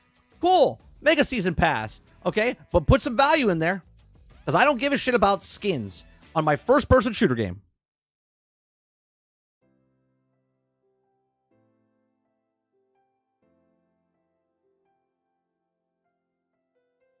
Krebsy says, fund the next Battlefield game by selling Battlefield-themed coffee, tampons, and condoms.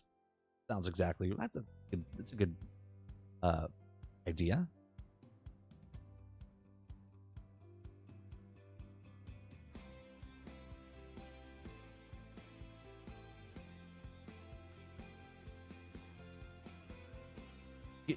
You really though don't care about skins though in a first person shooter game though. You know what I mean, Kraken? Like I don't care if my guy looks like a sloth while I'm killing. Like I don't know he looks like a sloth, right? Like I'm just a military guy.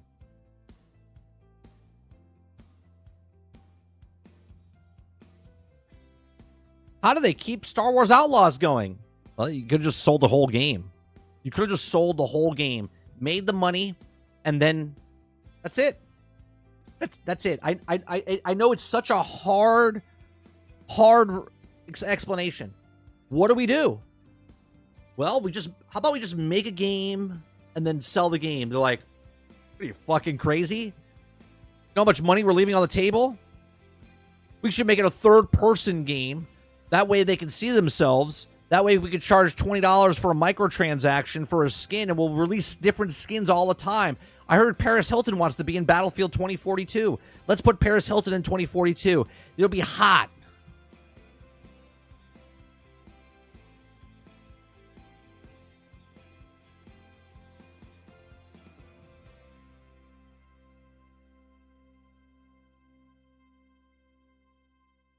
Eclipse says, we don't need skins, though. It's a military shooter. The only skins you need is camouflage. Right. We can sell you 7 different shades of camouflage.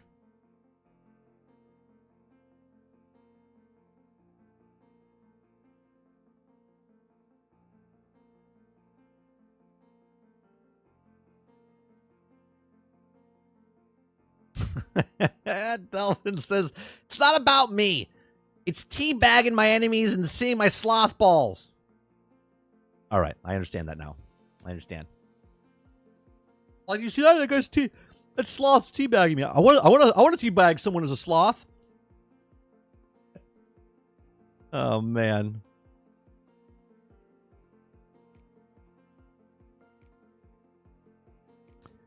You can't do third-person Battlefield because you'll lose the peeking around corner game. Yeah, right.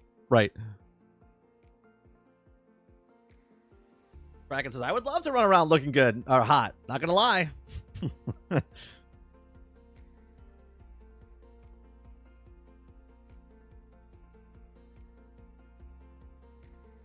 Sounds like you want expansions. Anything. That's a map pack. I don't want any of that. Right? I just want a game. I just want a game and sell me a game. If they want to give out free packs and to fund those maps or whatever, okay, even though they took them out of the game before they worked on them, Okay, like just make a game. It takes you 3 to 5 years to make a game. Then you make 10 maps, 12 maps, 15 maps, then put them all in the game, and then that's it. And if you don't want to release them all, right away, just put them still in the game and go, we're going to release packs for you because people still play the game, right? It's all included, but we're still working on maps. We'll give you 5 maps afterwards. $10? Sure, $10. Map packs, whatever. If you want to do a season pass, they go, okay, in this season pass, we're releasing 2 new maps. $10, right? Whatever. I don't need skins. Just make a game, sell a game. If you want to keep funding the game to keep it going, you don't need to. Just put however maps you want in the game. 12 maps? You want 12 maps? Put 12 maps in the game. You have 12 maps to play. Fortnite's got 1 map.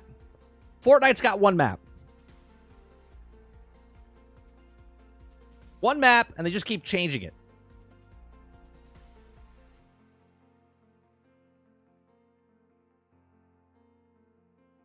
Give me 12 large-scale maps, and we're fine.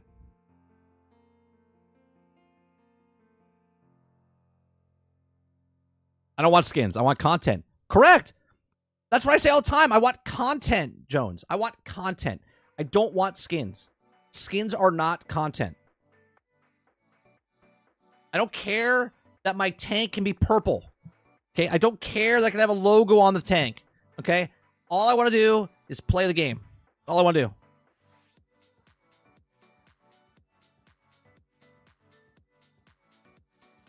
Altern says, what I don't like is the hypocrisy of people. Okay to have Nicki Minaj skin on Call of Duty, but Battlefield adds Santa skins and people lose their minds. It's because people that play Battlefield have standards. It's not hypocrisy. We lost our shit because we don't want Santa in Battlefield.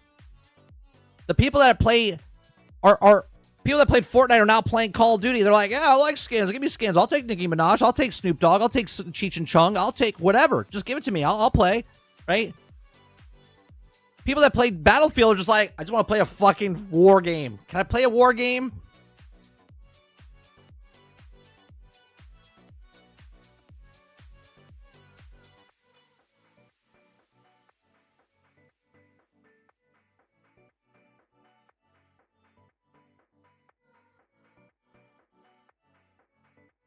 The next Battlefield will have 100% have an orc skin, cat girls, rubber duck skins, Dr. Dre, and neon skins. If that, first of all, I'm not buying the game when it comes out. If it's on EA or a Game Pass, I'll give it a shot. If it's an open beta, I'll give it a shot. I am not giving them money until they prove to me that the game actually works. Okay, and then once it works, I'm still not buying it because if they do shit like that, I don't want anything to do with it.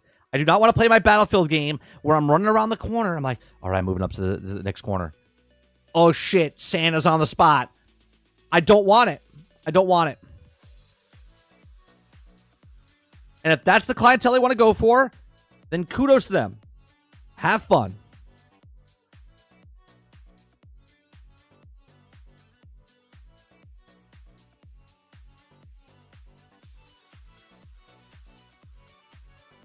Kevin says, I think 90% of the Battlefield players would want those types of skins. 90% of the Battlefield players would want those skins? No. Maybe 90% of the people playing Battlefield now want those skins, which is a minuscule part of the fans. No one's playing the game. You know where the Battlefield fans went? They went back to the old Battlefield games.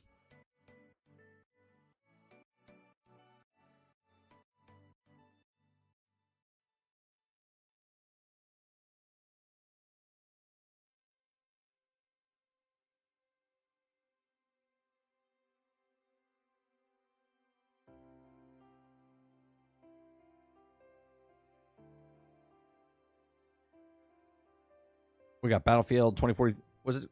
Is it? I put Beta Field. I put Beta Field. God damn it.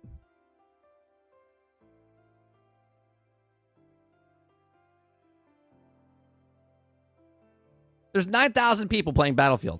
9,000 on Steam.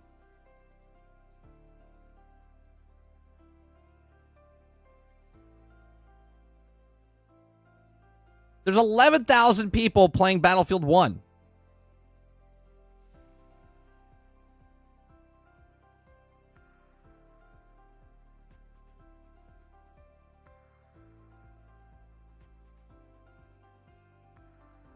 That's 11,000 people that don't want to buy skins. It's 11,000 people that don't want to buy skins.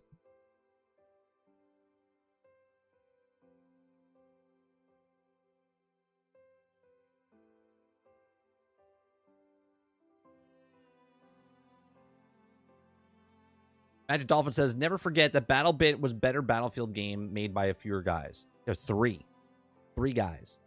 Where is BattleBit at?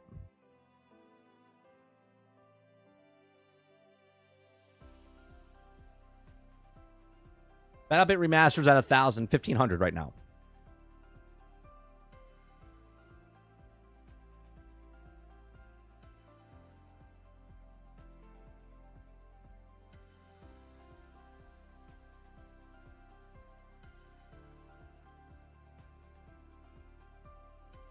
Max at Battlefield 2042 was 107,000. Max for BattleBit Remastered was 86,000.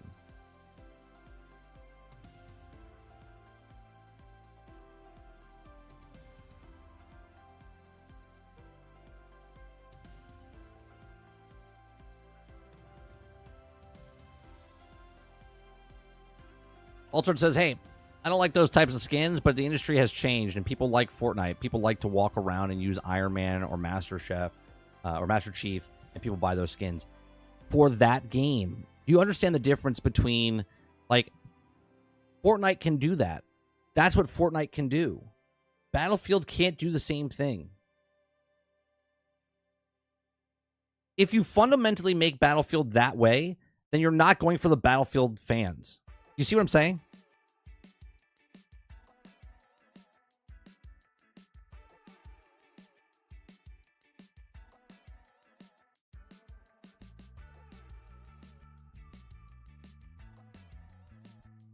You can't do one and do the other at the same time.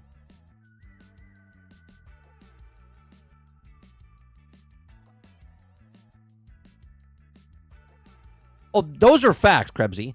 Microtransactions made up 90% of EA's revenue last year, so next Battlefield will 100% have microtransaction skins. Sure. And if they don't make a good game again, then nobody's going to play it again.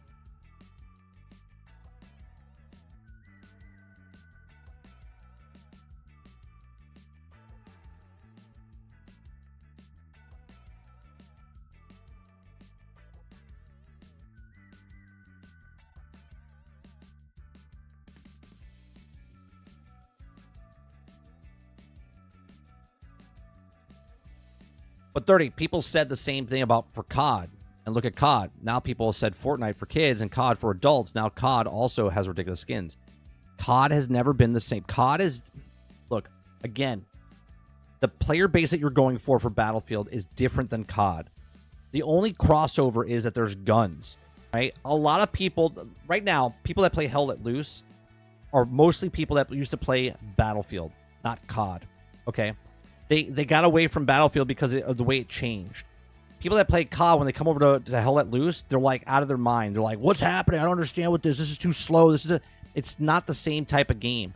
Battlefield is a completely separate type of game than COD. If you want to put monkey asses and gloves and balls and Cheech and Chong, by all means, go for it. Call of Duty has lost its identity as well. It's no longer Call of Duty. Call of Duty is Warzone. That's what Call of Duty is, okay?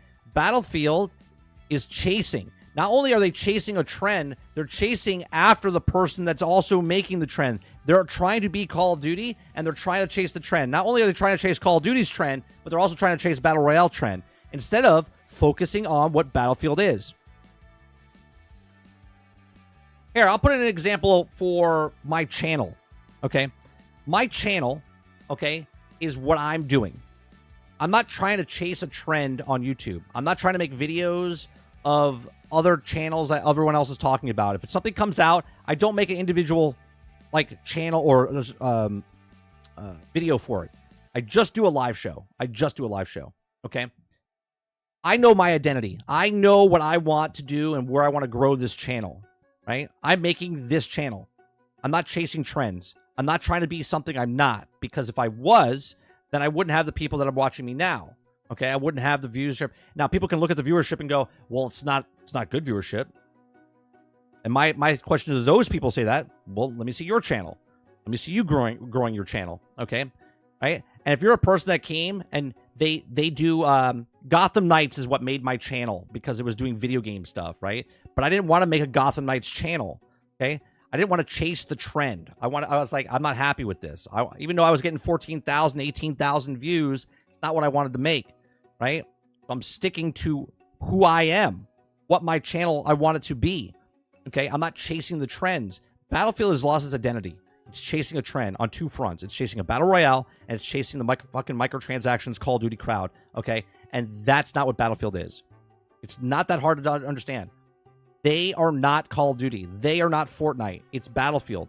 People will go play other games like Battlefield, and if there's 1 million people that were playing Battlefield, they will just break off into other games that remind them of Battlefield. That's it.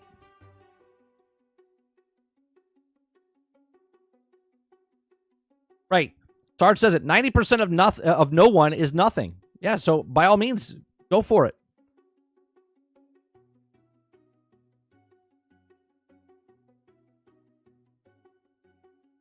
Eclipse says, yeah, just keep sounding like I'm going to go play Delta Force. It means the game is going to be free to play, and it sounds like Battlefield is going to be pay the game and free to play transactions.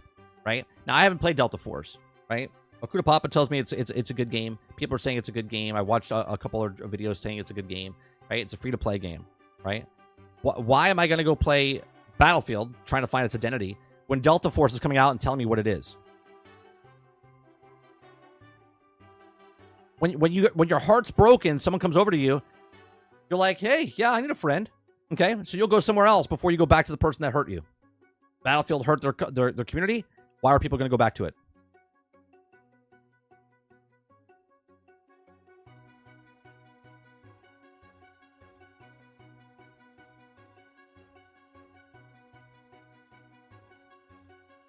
Salty says, or are they just going to go back to older Battlefield that are Battlefield? It doesn't seem like it. It doesn't seem like it based on the 2 articles we read.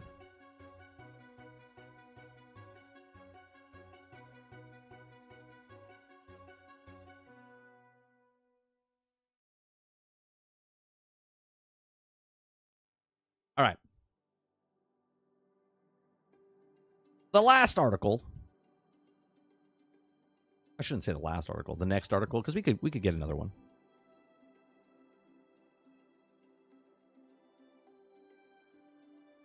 Chapter 8 says, or you could look at it as an abusive relationship where people go back over and over and over based on good memories from the beginning. Sure, but it's never the same, right? You're trying to force it, right? You're trying to rekindle something that's not there, right?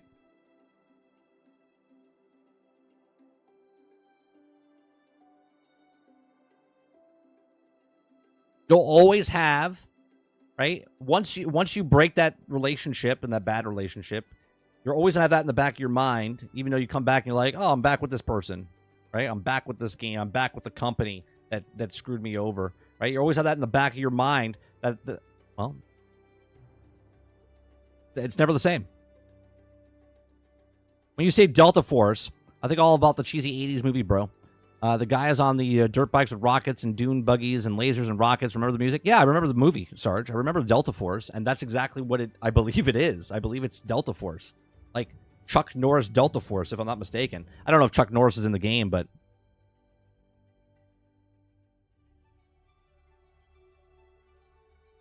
that seems to be what a lot of devs are doing. Battlefield 4 sold 17 million copies. Let's completely change the next game from what sold 17 million copies. But I'm telling you, the reason Battlefield 3 sold 17 million copies is because when people started seeing Bad Company and everyone having a good time at Bad Company, the next game that came out, everyone's like, I want to get in. Because it's very hard to get into a multiplayer shooter like a year in, 2 years in. People do it. But the masses don't get into it, right? So they're like, oh, the next Battlefield game. People were having such a blast with Battlefield 1. They wanted to get in and get into a community at the start. And that's why Battlefield 3. But there was features missing from Battlefield 3 from Battlefield Bad Company 2, right? So when I say pinnacle, I agree with them. Battlefield 3 was the pinnacle, was the top of the roller coaster analogy, right? But for me, Bad Company, design-wise, what they did for Bad Company 2 and everything they did was the top, and then everything else after fell off. At the end of the day, Battlefield will try to sell those skins. If people buy them, it will do more. So we'll see up until the game releases. And they never know the market will accept. I mean, if they come out and start... Here, what was the example? What's happening right now with the new Marvel show that's coming out? Agatha, right? The marketing behind that show is abysmal. Okay. Did you know it was coming out Wednesday? Did you know 2 episodes are coming out tomorrow for this show? Okay. No one knows. They're not advertising it. But the advertisement they are getting for it is that, well, it's the gayest Marvel show ever. That's the actual headlines. Gayest Marvel show ever. Nothing about the show. You know nothing about the show. Okay? If you want to do that, instead of telling us what the show is and just come out with that, then cool. If you come out and sell a video game by just telling us it's got all these skins and whatnot, cool. Like, good luck to you. Good luck to you.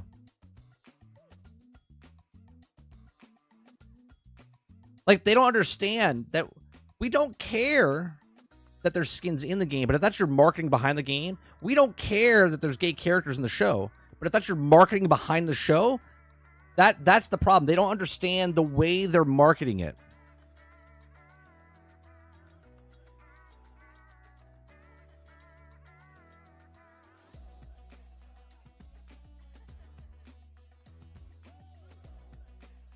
It wasn't Chuck Norris. It just looked like Chuck Norris. Chuck Norris was in Delta Force.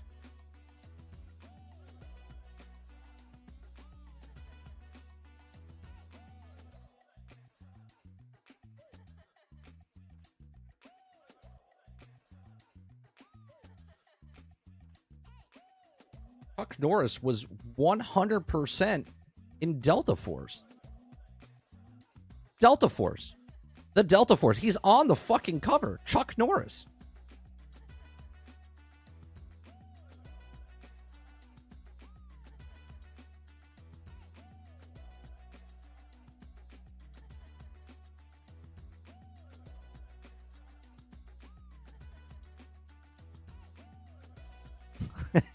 Jones says their marketing is more Battlefieldness. Yeah, more Battlefieldness.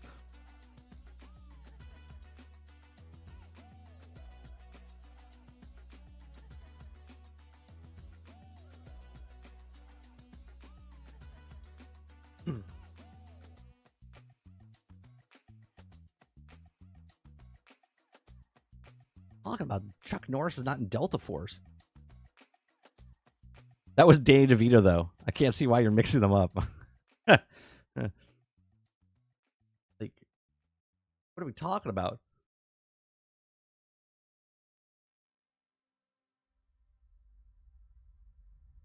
There's a bunch of stuff going on with Disney, man. There's a bunch of stuff going on. There's also a bunch of stuff going on with Bungie.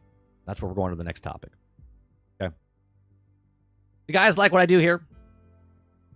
Okay, if you like what I do here, I do this Monday through Thursday from 10 o'clock in the morning until noon Eastern. We just cover news stories, have conversations. If you like it, hit that like button, hit that subscribe button. If you'd like to go above and beyond that, become a member as little as $5.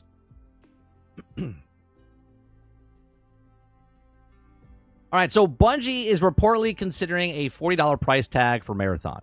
Right, the Sony publisher shooter could follow in the footsteps of Helldivers 2 and Concord. I don't fundamentally think that this is a problem that you're coming out with it this early. Now, if it's the same, if there's nothing else in the game, nothing else, there's no story content, it's just a hero shooter, no PvE, it's just an extraction shooter, and you're paying $40, it's more like Tarkov, then I don't fundamentally see a problem with it. As long as everything looks cool, right? If you market this game as this is the gayest game ever, or you're racist or sexist if you don't like this game, then you have a problem. But if they just come out and just make the game $40, I don't think you'll have a problem. Okay, but let's read on. Okay, that's according to multiple sources talking about Game Post. Now, who suggested the PvP extraction shooter launch price could match the 2 live service games recently published by Sony? Now, first of all, Helldivers, I'm okay with the $40 price tag because it's a co-op. It's a PvE co-op game, right? I'm okay with that. The Concord, $40 in a marketplace of free-to-play. Marathon should go that route if it is a hero shooter like that. But I think it's more like Tarkov, okay? But, you know, again, we don't really know too much about it. I believe it's like that. They include the year's biggest releases of Helldivers 2 and 24's biggest flop, Concord, both which are released on PlayStation 5 and PC. Sony said that in May that Helldivers 2 has become PlayStation's fastest-selling launch ever, with the sales of far exceeding expectations at 12 million copies sold in its first 12 weeks. And in contrast, Sony pulled Concord from sales that took the game offline within 2 weeks, less than 12 days, last month. According to reports, it's also made have sold as few as 25,000 copies. Unlike Helldivers 2, Concord Marathon is also coming to Xbox Series X and S with the full cross-play and cross-save across PC and console. One source told that the Game Post that the gameplay structure of the class-based sci-fi shooter is similar to those titles like Escape from Tarkov, but with Bungie's twist. Okay, it's also claimed that it's also currently 2 maps in a playable state. One set aboard a Marathon ship, and the other one takes place in an abandoned colony planet side. They only have 2 maps? They only have 2 maps?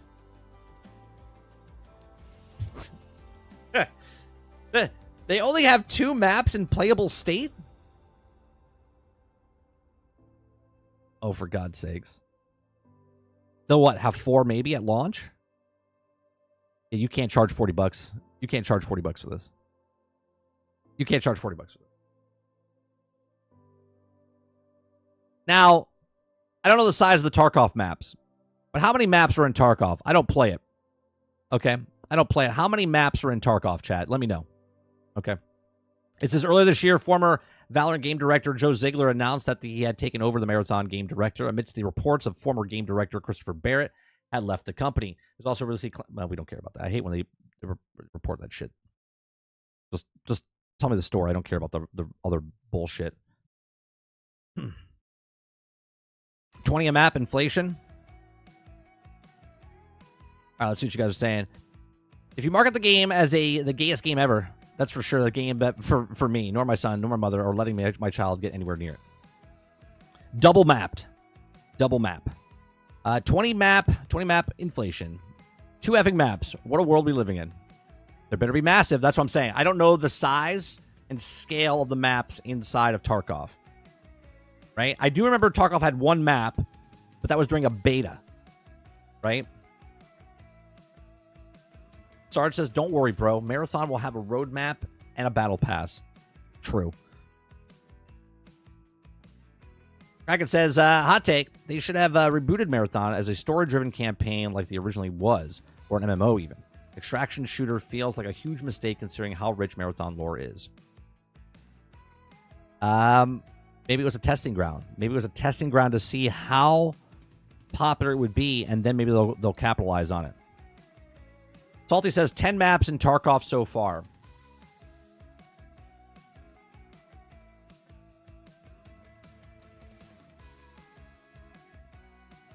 Right, I think Tarkov launched with 3 or 4. If it launches with 3 or 4 maps, it'll be a hard sell for $40. Especially in a landscape, Tarkov came out and it was different. There wasn't an abundance of extraction shooters, right? Now there's not really a bunch of extraction shooters now either, but the landscape of video games itself is that people don't want to pay money for games like this, right? So I think if it's not a hero shooter like Concord was, or what's the other one? Fair game, like Fair Game. Okay, if it's more like Tarkov, then I think they can get away with the $40. I think they can get away with the $40.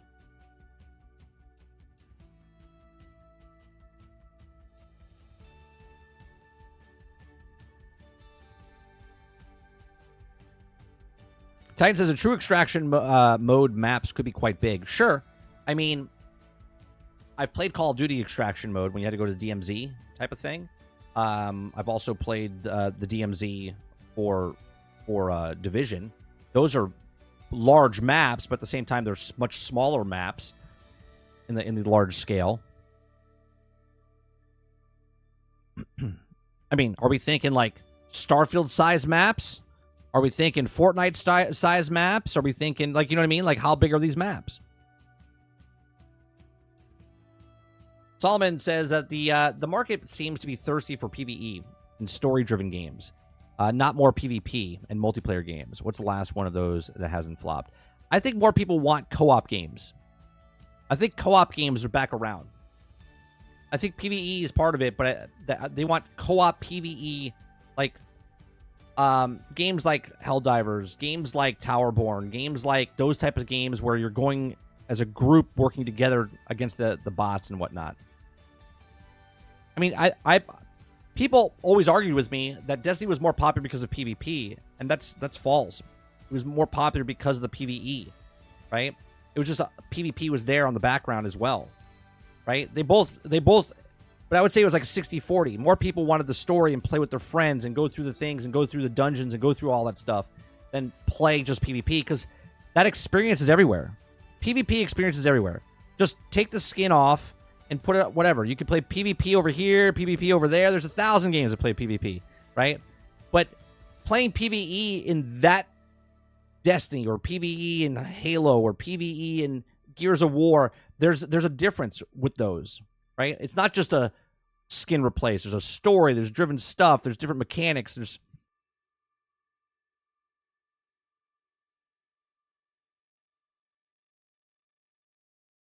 Salty says, Bungie, what you got? 2 maps at $40? You can't sell that price. Bungie, hold my beer. Yeah.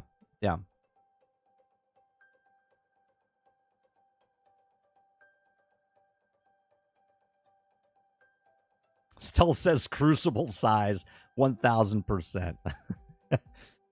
With 2 maps, the game better have exceptional gameplay and core progression systems. I mean, I think it would have good mechanics for shooting, right? You would hope from the people that made Bungie or the people that made Destiny. What's the other one that's coming out? That's an extraction, right? Is the not Republic? What was the other one? Ark, not Ark. What the hell was it called? There's a bunch of them coming out. They're just not out yet. That one changed during conception as well. Ark Raiders. That's it. It just came to me, and then Krebsy put it in. Ark Raiders. Yeah.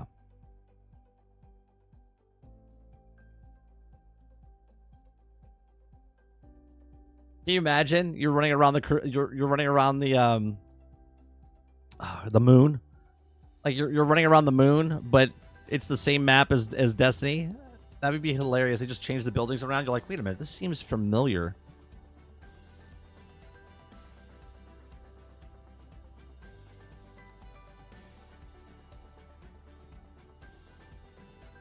Salty says, yeah, co-op is good nowadays. I've been loving killing the Emperor with the brothers. Right, that's another game. Space Marines 2, right? You know what I mean? Like, those games bring a different experience, and you just want to hang out with your friends. The PvP, you can hang out in any game and do the PvP thing. All right, I'll go capture this point. Go capture this thing. It's the same thing, just in that IP.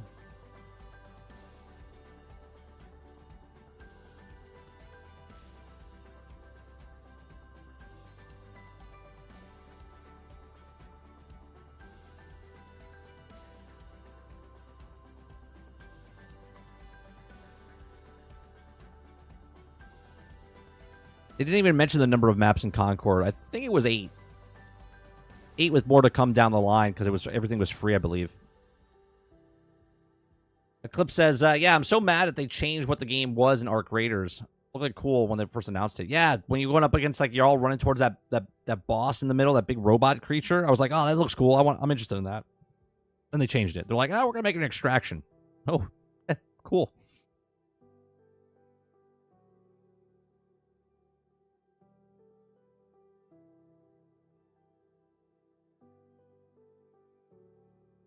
Altern says, can I run in Marathon wearing Zavala's skin or Exo Stranger skin? Tell people I don't have time to explain what I don't have time to explain. I mean, I can see it happening. I can see it doing cross promotions and stuff. Pre-order now and get, the Exo suit. I can 100% see that. Which then it would lock it in place in the same universe as Destiny.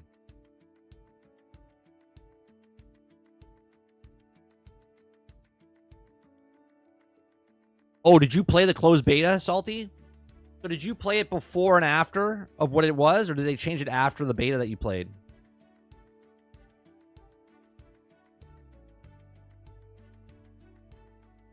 The concept was better before. They changed after playing it. Oh, they changed after playing it. Didn't vibe with it. Such a shame. Oh, well. Moving on. Oh, well. Moving on to the next game.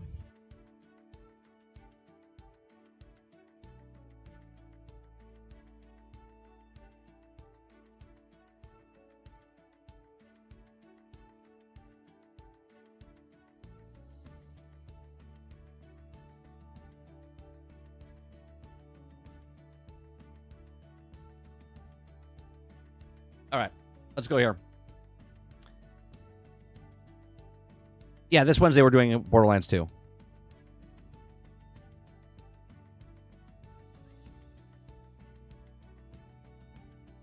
right, PlayStation 5 Pro Pricing Backlash is warning to Nintendo and Switch 2. Uh-oh. Uh-oh, if you guys like what I do here. We cover news stories, have conversations. If you like it, hit that like button, hit that subscribe button. If you'd like to go above and beyond that, become a member as little as $5. So PlayStation 5 Pro's pricing backlash is a warning to Nintendo and Switch 2. Okay? So the first column, it says the price of progress might be more than some are expecting. This is the first in a guest column series from Nintendo Life, the world's most visited independent Nintendo website. It covers the world's Nintendo from all angles of the games, hardware, and history with in-depth reviews. Okay? So the negative reaction to the long-awaited PlayStation 5 Pro's staggering price point of $699 is something Sony must have anticipated.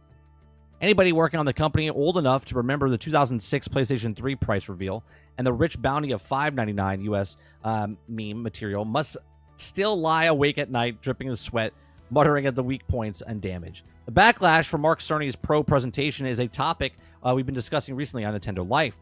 The reveal itself wasn't bad present, an unflattering 1080p compressed YouTube video. PlayStation 5 lead architect did a fair job of showcasing a slightly better looking, slightly smoother moving updates and latest half-step console will offer, and hard imagine PlayStation owners getting too excited. Oh no, there's people really excited. They are really excited. More attractive background crowds than in 2021's already impressive looking Ratchet & Clank's Rift Apart. But improvements to Sony's existing catalog, and these are zoom in enough for those hardcore crowds. Sony is targeting it with the upgraded system, which might be sufficient. Enormously negative reaction to PlayStation 5 Pro, mostly coming down to just one thing, the eye-watering price. Sony wants $250 more for standard edition only PlayStation 5 and a disc drive, and stand there with cost no more on top, or more on top. Regardless of the target audience, Sony has failed to make an attractive value proposition to anyone of the most aficionado. Okay, so why are they talking about the PlayStation 5 Pro in a column focused on Nintendo? Because PlayStation 5 Pro's pricing fallout brings into a sharp relief of pitfalls Nintendo must negotiate with its own soon-to-be-announced hardware Switch 2. So let me be clear, or make it clear, I'm not expecting anywhere near the PlayStation 5 performance from the Switch successor, and we Switch owners have gotten very good at keeping our tech expectations in check over the last 7.5 years. But given the increased cost of squeezing the decent components, cooling solutions, and screen into the tablet side system, Nintendo has its works cut out for it, delivering a meaningful upgrade to current console while striking the essential balance between price and performance. The sum involved in developing a manufacturer of these things have never been higher or breaking than $599 barrier. These calculated moves from Sony preparing players to dip deeper into the pockets they've ever before years ahead. Let's spare the thought of Japanese PlayStation fans already in the mercy of the weak yen, who also recently taken a hit of $90 price hike for the PlayStation 5. And Sony won't say, but what the signal is clear in the second job time once more. When Switch fans over to Nintendo Life were asking about the $499 would be too much to pay for Switch 2, 20% said they'd pay it, while around 30% felt like the $500 notes would be too much. Okay. The remainder took a sensible wait-and-see approach, depending on what the new Switch offered beyond the access to the new Nintendo games, and that's it. That brand new 3D Mario Adventure is far easier to sell than prettier AI foliage in Last of Us sequel to already Plankton. Of course, an enticing exclusive first-party lineup of backbone of any Nintendo console and brand new 3D Mario Adventure is also far easier to sell than, say, the prettier AI up-resed foliage. Right. One, let's be honest here. One is an upgrade to a system. and one is a brand new system. They're not the same, right? So if PlayStation came out with the PlayStation 6 and said it was $700, I think we have a different discussion, okay? But we don't have that scenario. We have a slightly upscaled PlayStation 5, now PlayStation 5 Pro, asking for $250 extra dollars, okay? Where the Switch 1 going to Switch 2 is going, or whatever the next Switch is going to be, or the Nintendo system is going to be, is a completely different system, okay? So I don't think I don't know if you can do a one-to-one comparison here, okay? If they wanted to charge $700 for this new console for Nintendo, I think they would be okay to do that, especially since where the Switch is to what the Switch is going to be in its next rendition, if it is called the Switch 2, okay? But the next Nintendo system would be a massive graphic upgrade from what they were to what they are. So if they asked for $400 or $500 for their system, I think they would get it, because not only are they getting a massive upgrade from what the Switch 1 was to the next console, but they also know they're getting all their games. They know that they're getting all their games. That's the difference between Nintendo, Sony, and Xbox, okay? No matter what Nintendo does, okay, we know that there's a slew of first-party titles that are coming to their system because they own that IP. This is the conversation Sony was having a couple weeks ago when they were talking about they don't have enough IPs, okay? Nintendo has brand recognition, has IPs, and because they weren't just grazing the rooftops with their graphic power of their last system, when they upgrade to the next system, they've now made an extreme improvement over the last system, and that's why they can ask for the money they have. What you're asking for from the PlayStation standpoint is a minuscule upgrade from what you had to what you're getting, where if Nintendo did that, it would look completely night and day. Okay, they still have room to grow graphically. Okay, so now Sony bully busted through the door, nailed shut 18 years with the sign saying $599 US, do not open. It's possible that a couple of years' time, a PlayStation 6 launching at $700 might seem reasonable for the true generational leap. Now, with software to match, Jeff Keighley helpful highlighted on Twitter he adjusted for inflation, and the previous Sony home console was PlayStation 5 Pro, second only to PlayStation 3, $778 on that list, although the 2006 machine also came with a disk drive. Yeah, imagine that. So let's add the additional $80 on top of that. Okay. So what Keighley rounded up fails to factor in is the cost of living squeezes that has also been eating away at the disposable income for years now, despite video games' impressive resilience to inflation from consumers' standpoint. $70 for the latest releases will still feels like a lot, even though those are also who understand cost involved producing a AAA titles these days. For the majority of people, $700 is an enormous amount of spending on video games consoles. Okay, so it's easy to think that the reduced specs of Nintendo's hardware make competitive pricing a breeze compared to Sony's, Microsoft's under the tally behemoths. But again, squeezing even PS4 Pro level tech into a handheld not much bigger than the game case itself is a big ask, especially at the consumer-friendly price point. Rumors that the Switch 2 will not have a sexy OLED display like the current premium offerings, but instead an 8-inch LCD screen raised many of the eyebrows of Nintendo's life.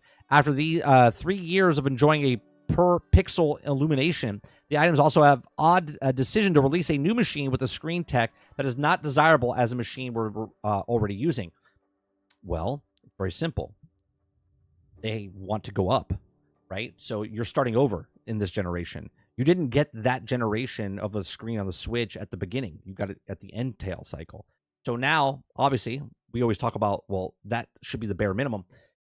But instead of making the screen the generational gap from one console to the other, they're making the graphical up one level. So now they can upgrade later and go, well, we have better graphics. And if we have better graphics this system around, then down the line, they can sell you the better screen, the bigger screen, the better lit screen down the road in its life cycle. Okay. But hey, perhaps it still have the OLED screen every week. The rumor mills churn up something about the next Switch, and it's done for years at this point, and launching this year, no, next year at this point. It's also a donut. Something that's also soon enough. Whether the Switch 2 turns out to be the PlayStation 5 Pro pricing backlash demonstrates how Nintendo's tightrope will also be finally pulls back the current before the fiscal year is up. Again, using the PlayStation 5 to say that, well, Nintendo can charge $700 now. One is an upgrade of a system, and one is a brand new system. One is a completely overall overhaul of what the Nintendo Switch 1 can do compared to the next Nintendo console can do. It's supposed to be much graphical. Yes, still below what the PlayStation and Xbox have been doing for years, but Nintendo's never been there. So they can slowly take up their you know, the rope. Be like, well, yeah, now we're going, they're moving up to the next generation, so we'll move up to their last position, which is the PlayStation 4 and Xbox One style, okay? Which is pretty genius by Nintendo. Because, again, it's not about the graphics. It's not about any of that. It's about the gameplay and the fun factor, and that's where Nintendo shines. So, you and I both know that Nintendo makes good games. From back in 84, all the way to the 90s, to the early 2000s, to the late, in the 20s now, okay? They make good games, okay? They've had way more hits than fails in Nintendo's history.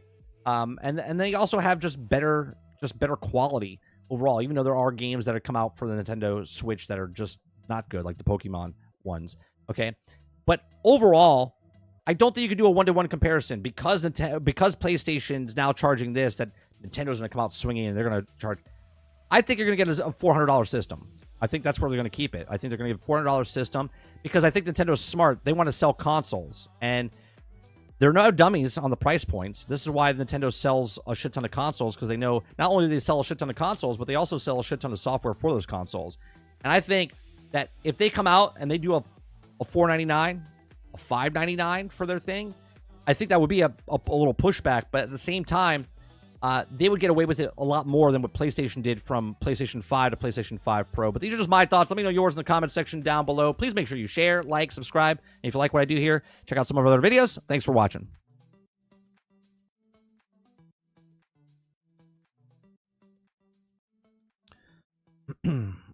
All right, Chapter 8 says, I mean, that's probably because this isn't enough progress to justify the price of PlayStation 5 Pro. And I say this awesome of who buys almost everything. Right, it's just the price point for the upgrade, right? The upgrade of $250 if you want a disc drive or whatever is just insanity for them. And to compare the Nintendo, if it comes out and it charges the same, one's a brand new system, and graphically and everything from what it was in the Switch to what it could be is a huge upgrade from what it was.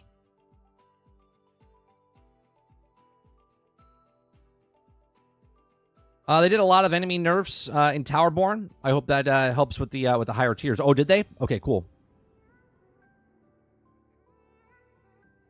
Eclipse says, technically it's 250 because it's the same as the digital.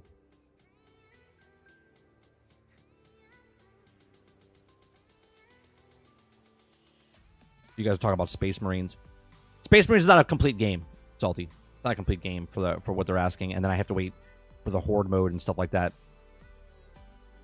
That's why we say it's not a complete game.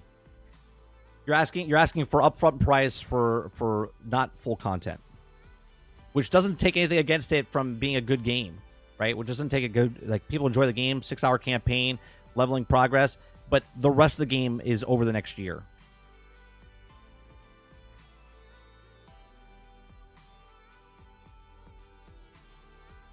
Good Papa says 30. The OLED wasn't a massive upgrade. I've played both versions. Titan says, as a consumer, if launch switches to isn't OLED equals L, it probably won't be.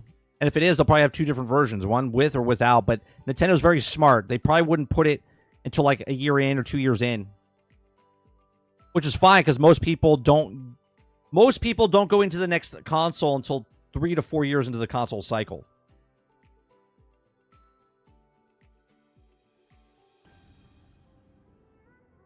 If the news, it's news where it's also portable and does 60 frames per second, I would definitely buy it, and hopefully it has backwards compatibility. I think for Nintendo fans, I think the backwards compatibility is the main stake point. Roadkill says, Space Marine pisses me off. So fucking bad, dude. All I want to do is play online multiplayer, and I can't at all. I get this error of 140, I swear. God, this game has taught me a lesson. I'm never fucking buying a game. I mean,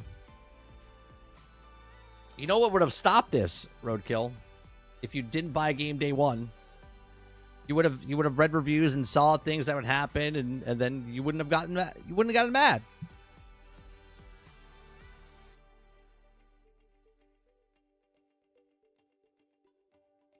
Yeah, but Salty, for you to say that it took 8 hours and 2 sessions and Horde mode couldn't care less, that doesn't mean my statement is false, right? You can have enjoyment with the game, but the game modes and the different things that are coming to the game are not in the game. You're paying full price right now, and you're waiting a full year to get all the content. That's not a complete game. Chris says, the new Switch won't do much if it's too expensive. If people had to choose only one, I bet most adults choose PlayStation, while it's kids that pick Nintendo. Nintendo misses most major third-party games. But most children get what they want. And most adults buy their kids those things. So for every PlayStation that's in a household, there's probably a Nintendo Switch to follow.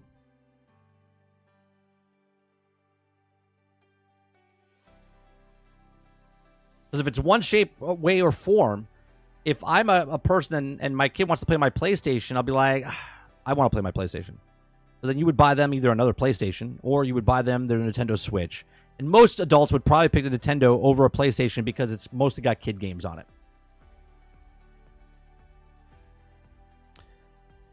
Chapter 8 says, not even just the disc drive, but if you have to pause the side-by-side, or put a pause the side-by-side, see the differences between PlayStation 5 and PlayStation 5 Pro. This isn't immediate noticeable in a live play.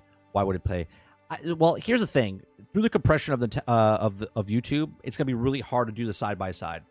Now, I'm sure once people get the PlayStation 5 Pro in their hands and they see it on their screen in front of them themselves, I think they will see the difference. But I still think it's not enough a big difference for people to spend an additional $200. The masses, by the way. There are going to be people that purchase it.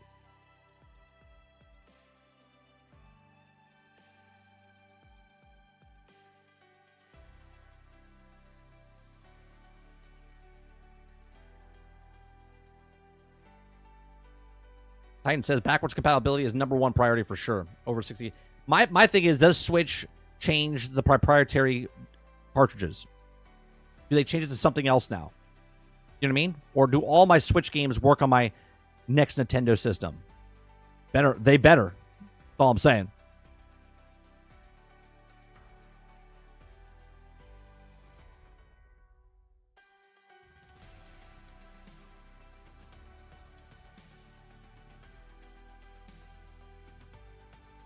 Wilkins says, yeah, I would have to be informed. Yeah, the game is great. I just can't match make with anybody. It's hard as fuck if you're playing by yourself with the 2 bots.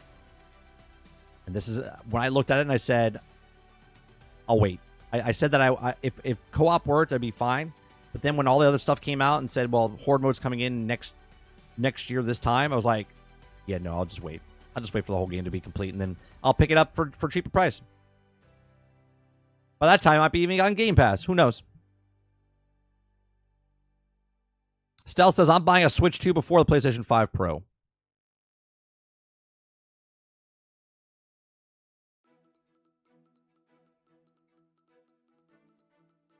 World says, the Switch 2 will launch at $499 US at the most if they end up sticking to the type of hardware they normally do. Saw some rumors that they also may be going back to the dual screens like the 3DS. Interesting. Yeah, I think they can get away with $499. I think they can get away with $499 because there's such a graphical jump from the last one to this one. In the industry-wise, no, but in the Nintendo landscape, they can get away with it.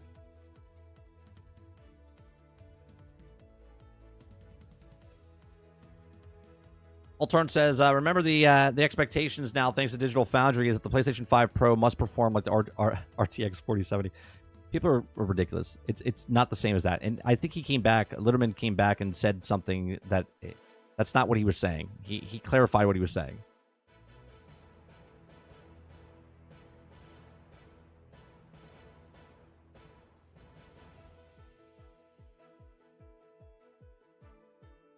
Sure. If the game is what you want, cool.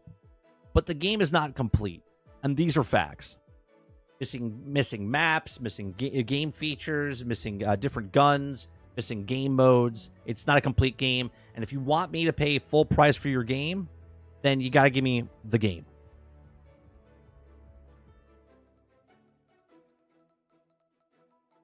World says that it's smart. Switch games will work on these new consoles, and I think they'll have backwards compatibility. I hope they do. If they do, then it would be fantastic. They should keep the same cartridge, in my opinion. I agree. It's a memory card, but you know what I mean. Like, I call them cartridges, but one, I think it's brilliant on their part. They're so tiny, you can take it with you. You know what I mean? Like, it's so nice. Obviously, people are also digitally downloading stuff on the Switch as well. On the compression is a factor for sure, but as you said, even factoring in that, it still isn't much of an enormous graphical leap. And it does notice 70% without pausing. Absolutely, absolutely. For the diehard people, they will go out and buy this, but for everyone else, is like, what am I looking at? Like, if you have to pause it and go, oh, I can see it now. Like, just looking at it, you're like, I don't see the difference. What's the difference? I think if you see it in person, you'd be like, oh, yeah, I can see the difference. I can see the difference. You know what it's like? I just watched a video Sarge sent me of a guy taking an N64 and modding it with the one chip in it, where it takes the blurriness off of all the stuff on the N64. I'm sorry, not the N64, the Super NES. The Super NES with the one chip in it. Okay, where it has like this blurry line around everything in the game. And then they put this chip in it. And obviously you avoid the warranty or whatnot, but who cares? It's fucking 30 years old. But it cleans it up. That's what this is doing. The upgrade from that to that is what it's doing. And you're like, I can't see it if I didn't put it side by side. But when you show it side by side, you're like, oh yeah, I can see it. But it's so minute. It's so minute. But it cleans up the whole picture.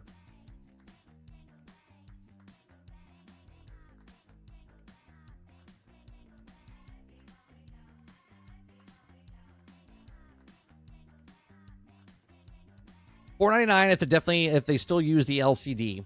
I'd rather the OLED. Well, we'll see what happens. I'm telling you, I think they'll back it down a little bit. Maybe they do a $3.99 LED, $4.99 OLED, right?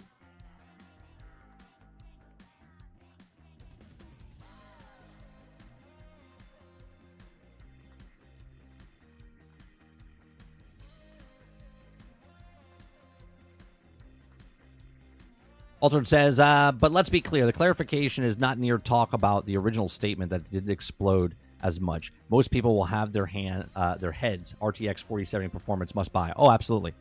Absolutely. Like I said in Discord yesterday, right? For 4 years, people were like, before 4 years ago, before PlayStation and Xbox came out, everyone was like, oh my God, we're going to get 4K, 60 frames. Everyone was up on that bandwagon. And then the game systems came out. And here we are 4 years later, we're like lackluster. And then PlayStation now shows another system that could potentially do it. Everyone's like, oh my God, it's so good. It's like, how do you fall for this every single time? How do you fall for it? They did this 4 years ago. You're doing it again now. And it's not a Sony thing. It's an industry thing. They tell you something and everyone's like, oh my God, it's going to do it. It's going to be awesome. And then it doesn't do it. And you're like, well, the next one's going to do it. Like, you have to justify it to yourself. Like, just hold off for a second. Let people get their hands on it. Let people look at it. Let people see what it is and what it actually does before everyone loses their brains.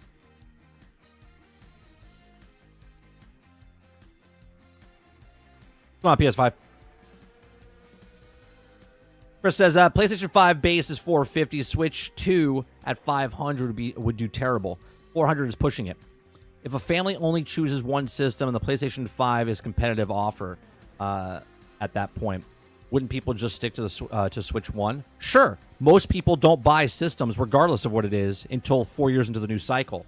So you would absolutely be correct in your statement, Chris. Would people buy a PlayStation 5 or a new Switch?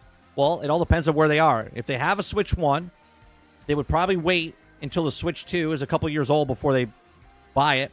And they would probably jump into a PlayStation because now the PlayStation would be at a cheaper point and they could do some other things, right? Or the people that must get it, if they're Nintendo fans, they're going to buy the Switch 2 regardless of what the price point is. Just like the people that like Sony are going to buy the PlayStation 5 Pro for whatever reason, right? There's a small little group of people that will lead the way. Everybody else after that goes, is there enough games to come out? The difference between PlayStation and Nintendo, though, is that when they come out with a new Nintendo system that they're coming out with new games. We are 5 years or 4 years into the cycle of PlayStation and Xbox. PlayStation has six games, like their games, not exclusives that they paid for or whatever, like their games, 6 games, right? Nintendo has like 6 games a year. So price point wise, a Switch 2 would be more beneficial to purchase it in the long run because you're getting games.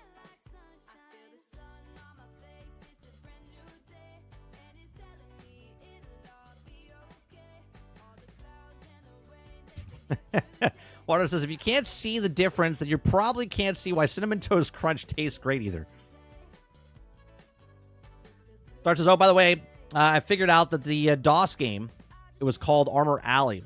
Oh, a Nuclear said that in a comment section. I forgot to tell you. Yeah, Armor Alley is the same as the Rescue Raiders, but it's on PC. You can also play it with free without even downloading it. Papa says, Sai, you can also do more with the LED than the OLED. LED has so many more different forms that it can also work better for a game in color, lighting, also more comparison than OLED. Marcus says, side note, Mike, I saw you on New World Beta this weekend for Xbox. What did you think? I'm not going to give you my thoughts until Thursday night when me and Sarge talk about it. Me and Sarge played it this weekend. We both got to level 30.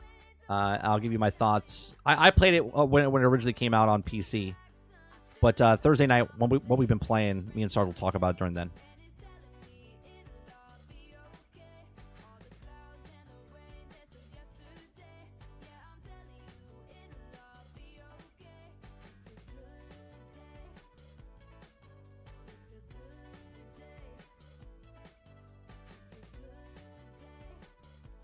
Nintendo didn't do price drops. The Switch has been the same price since launch, $300, and they also added $350 OLED. They do bundles and stuff like that. They give you a price deduction or whatever. But yeah, they don't really go on sale. Again, because Nintendo makes good quality stuff, and they know they have games.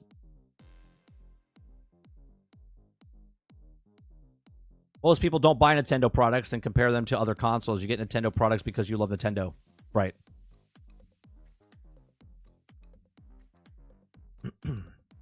If you have a little one in the house, you will buy them a Nintendo. That's just it. Because the games, if you buy a PlayStation for your kids and they're young kids, you're not buying very many games for them on PlayStation. But if you buy them on Nintendo, there's tons of games and you know that they can play them and you'll be okay with them playing it. And that goes for Nintendo or Xbox as well. There's tons of kid games on Nintendo because that's a kid system, but it's also an adult system.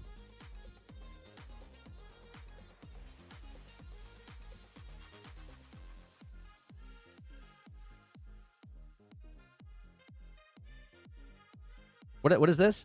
Roadkill says, how we got all the Xbox games coming. Stop talking shit about the PlayStation, man. I'm going to put a curse on you.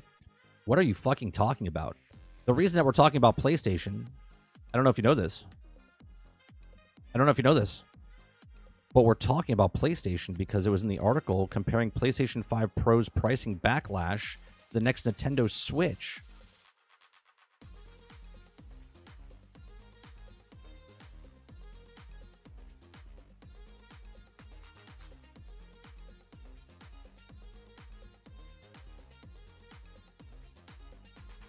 Point out to me where Xbox is in this conversation.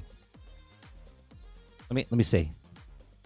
It's clearer than it was in the PlayStation 5 Pro thing comparing the two screens. Yep, it says right on the screen what we're talking about.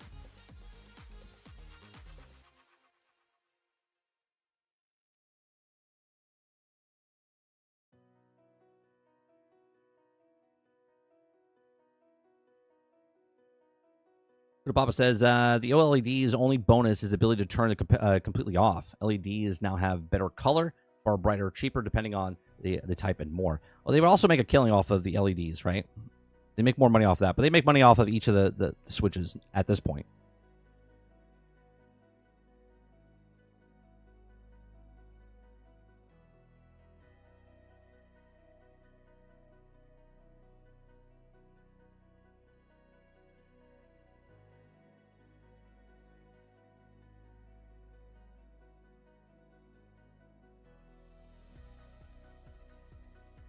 So, Roadkill, did you ever answer the question? Were you the one that they were talking about with the comment section in the other video?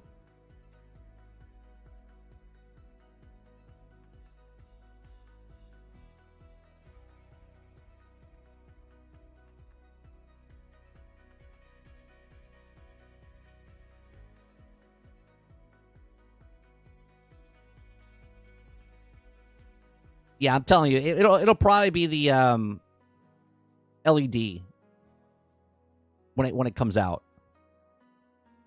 They'll keep costs down for themselves, and then obviously once they sell enough, they'll change it up.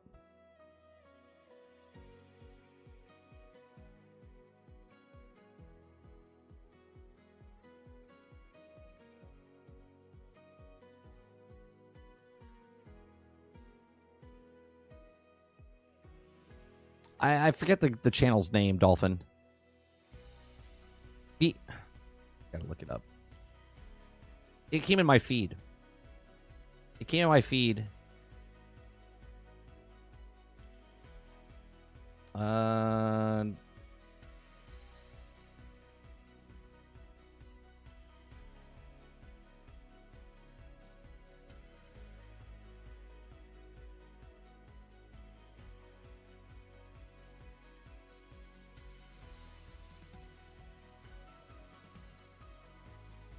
Let me see.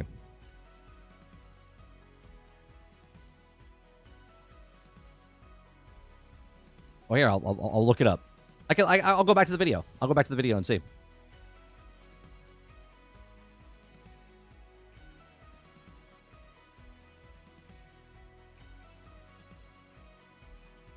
Let me see if I can find. Let's see. It popped up yesterday in my video feed, and I was like, who is this? And then someone made a video, and I was like, is that Roadkill? Roadkill that comes into my stream?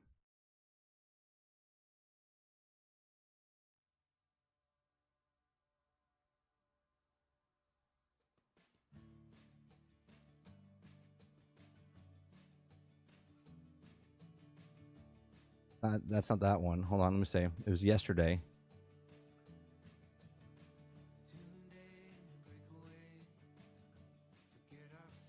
Is it this one? Hold on. So I thought that.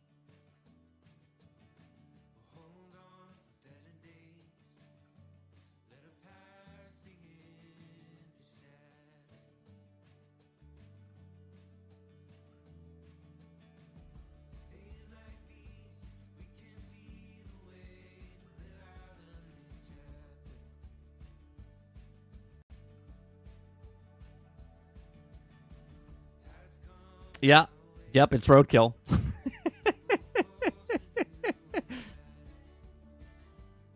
There it is. Let me let me see if I could I can't zoom in anymore. Well, this says Roadkill 8018 over here, but in this one it says 8080, but it's the same picture. The same exact picture. Yeah, this whole video is dedicated to you, Roadkill. Yeah, this whole video is dedicated to you. Yeah. And this is it. And you came in with a comment on their video. It says, "You love guys, go build the build of $630, make a video and show the comparisons of all the guys say on paper, but none of you guys do it when they do it all, starting to believe it's something." But, and then you go into this whole little rant. So that is you, right? Well, you're blocked, by the way, now, I believe. I was like, wait a minute, is that Roadkill? Is that Roadkill?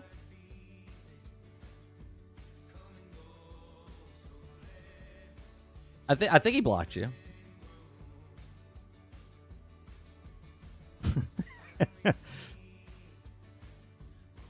Like, it randomly came across. I was doing dishes, and you know, sometimes I couldn't get to the phone, right? So they played the next video, and all of a sudden the video was playing, and it was VG flight, whatever. And all of a sudden I hear the voice, and all of a sudden he's like, this comment section from Roadkill, and I was like, that Roadkill from Roadkill that comes into my channel? I was like, man, this is such a small world. Look, I got him at least an additional 10 views.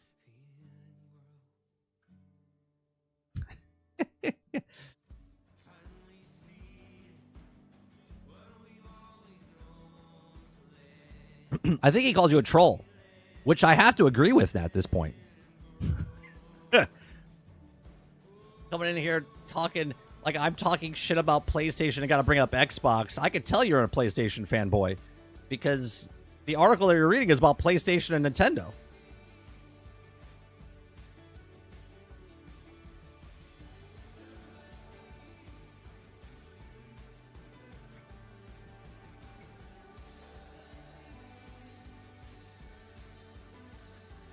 Roadkill merch coming soon.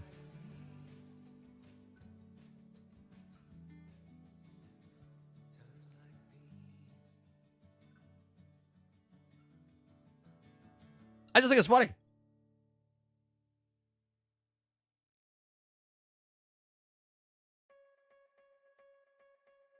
Don't read stuff. Ponies hate that. I just say my content is literally talking about news articles and my opinions on them, right? And we're talking. This is the article we're talking about, right? This is the article we're talking about, which has conversation brought up about PlayStation, the differences of why the PlayStation 5 to the PlayStation 5 Pro and Nintendo to Nintendo Switch 2.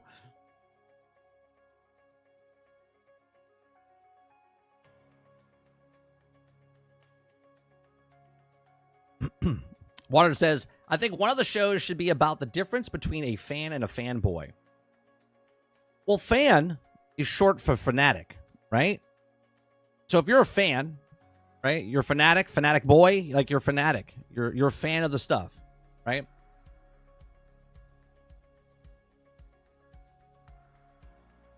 It's like you get infatuated with something, right? Then it becomes into a talk about how much monetary value you have in something because you feel that because you work for your money and you spend the money how you want to spend it, that when someone says something about the thing that you bought, you take a personal response to it, which is kind of weird, right? Because as human beings, you have opinions, I have opinions. So if we both bought the same exact phone, we both spent our exact same amount of money, and then I say this is a piece of shit, you're like, it's not a piece of shit, and you bend backwards to explain to me why it's not a piece of shit, even though my experience with that device is a piece of shit. Hence, kind of ironic that Roadkill has problems with Space Marines too, right? Right? He has problems with Space Marines too. Someone else, like Salty, is absolutely loving it, and he has no issues whatsoever, right? So if Salty was a fanboy, he could be like, nah, it's a perfect game, and blah, blah, blah, blah, blah. And Roadkill would be like, well, that's a piece of shit because it's not working for me. That's what I said, Eclipse. Fan is short for fanatic. You must be behind.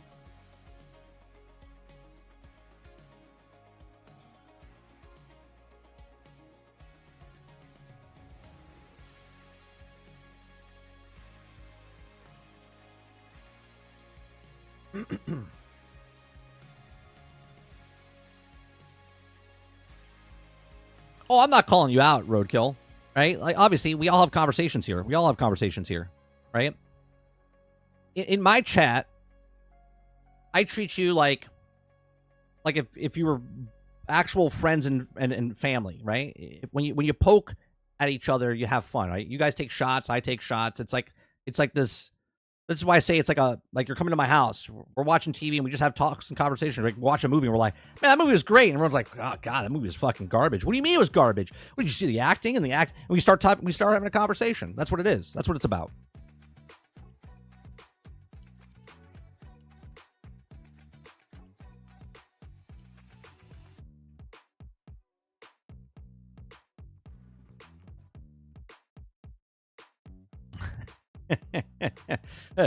Chapter 8 says, speaking of on behalf of all women, well, let's you guys keep fanboy. You guys have fangirls. Come on. That's the whole thing of Swifties and everything else. You don't get a way out of this conversation. We'll take fanboy, but you're fangirling out. The same thing.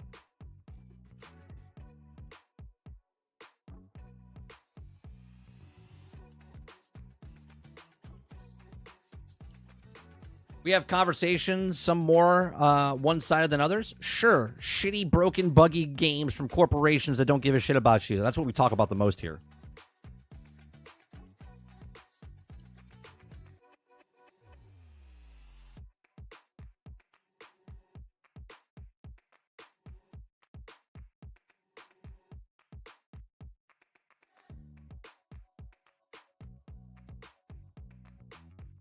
They would have to find me first, Altern. They would have to find me first. And if they find me, well, at least I get some views.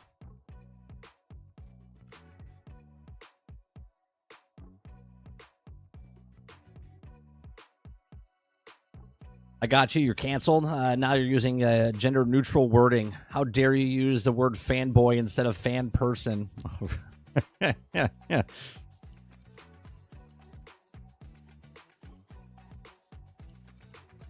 You know, they got rid of that. I believe at the airport, they don't say ladies and gentlemen or boys and girls. I know they don't do that at Disney World anymore. Like, for God's sakes. Hello, human species.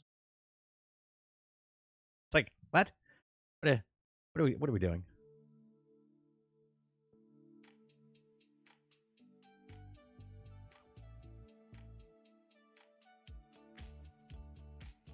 What are you playing Space Marines on, Roadkill? Are you playing it on Xbox, PC, or PlayStation?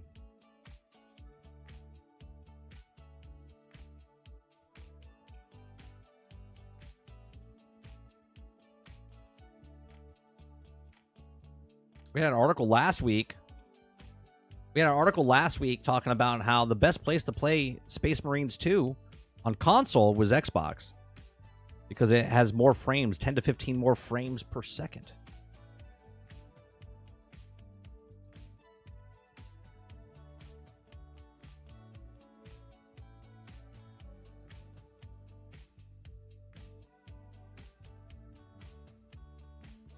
Altern says, hello to all humans. We sound like aliens because people that live here seem to come from another planet.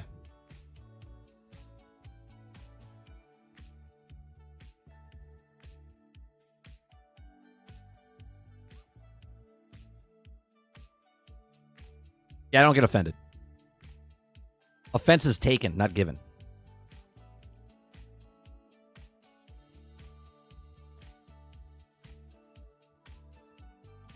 Have you seen a channel called Plutopia World? I have not.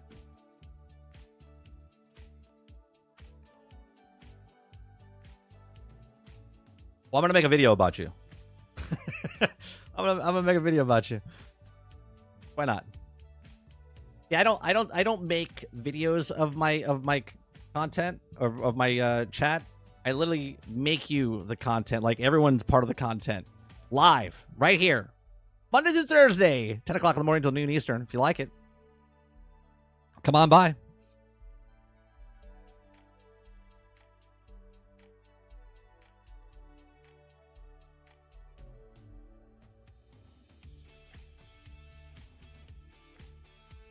Are you trying out Plucky Squire? Looks like fun. I'm not purchasing it. Is it on a place that I can play it? Is it on Game Pass? I actually might pick it up, though, to be honest with you. Because I haven't shown it to my son yet. But it looks like a game he would love to play. So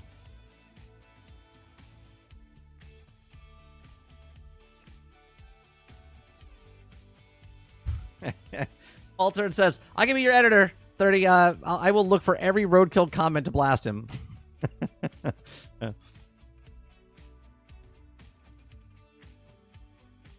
30, fun channel. It's been blowing up. 2 music videos. And they run a podcast for like 5 minutes. And they're animated aliens. Interesting. So you're saying that's what I should change my content to. I got it. Got it.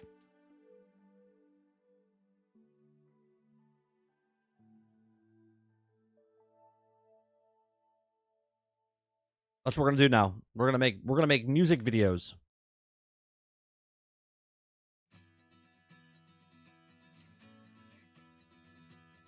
Hell, if someone wants to animate, I actually had an animated show that I used to do. Altern. I used to do a show.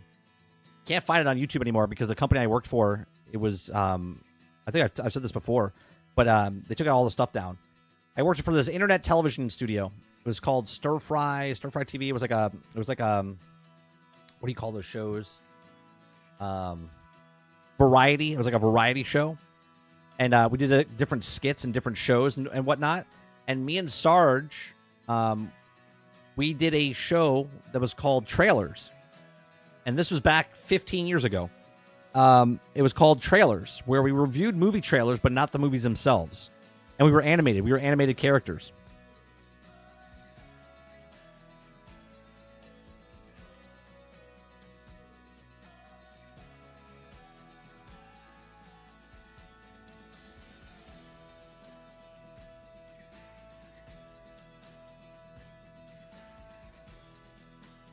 Just checked. Apparently, it's only part of the premium tier for PlayStation Plus. Oh, Plucky Squire?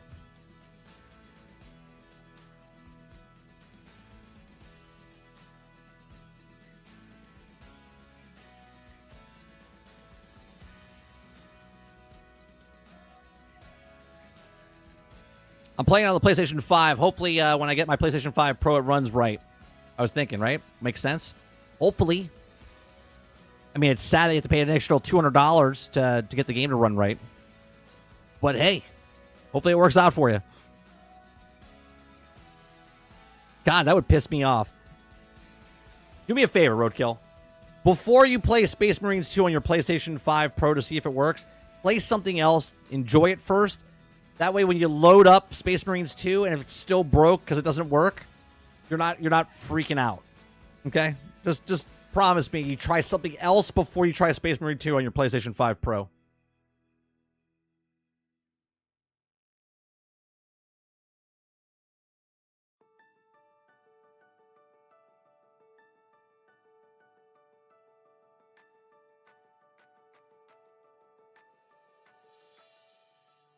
I actually want to see it, though. I want to see, I can just visualize it in my head. You're like, I got my PlayStation 5 Pro, you unbox it, you hook it all up, you're all excited, you're like, yeah! You put Space Marines 2 in, it still gives you the same fucking error. Now you paid an additional $250 more to not be able to play a game still. Just know when that happens, if it happens, I will never know. But in the back of my mind, it's going to happen. And I'm just going to laugh.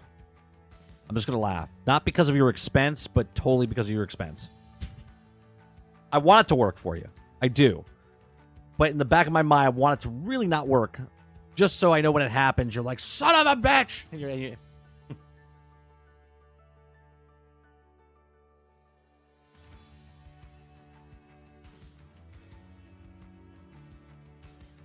almost $1,100 in Canada. Woo! Jesus.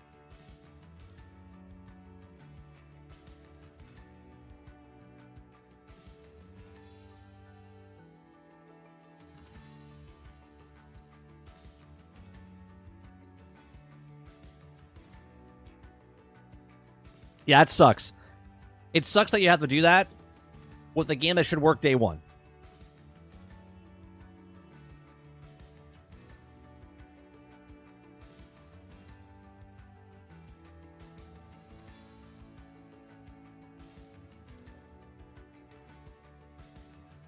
All right, let me see what we got here. Almost 1 o'clock.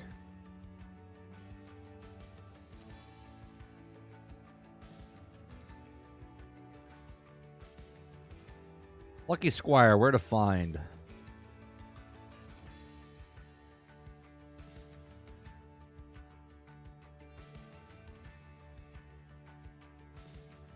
Is that it's on all systems, right? Lucky Squire?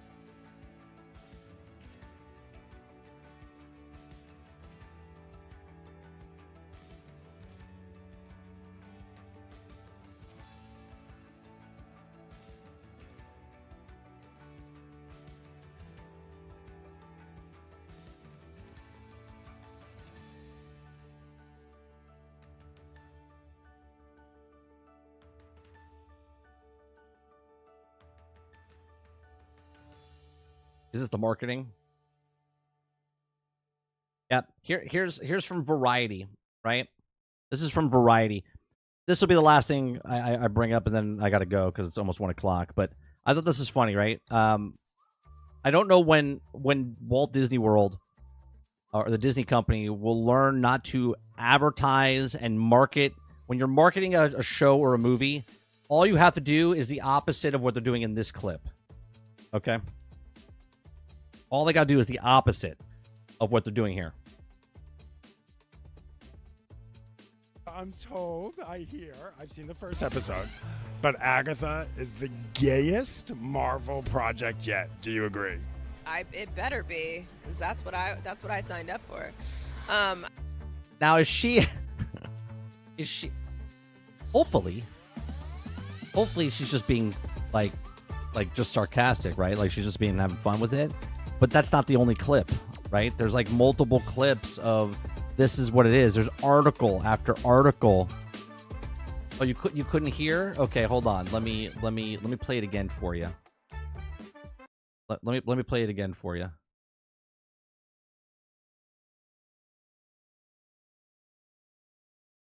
I'm told, I hear, I've seen the first episode, but Agatha is the gayest Marvel project yet. Do you agree? It better be. Now, when she says that, I feel like that she's just saying it like in jest, right? Yeah, well, that's why I signed up for it, right? Like type of thing. But that's not the only one. Okay. So same guy asks other people as well, okay, on the red carpet for the premiere of the show. Okay. And every single one of them says the exact same thing. And it's like, but why? But why? Here.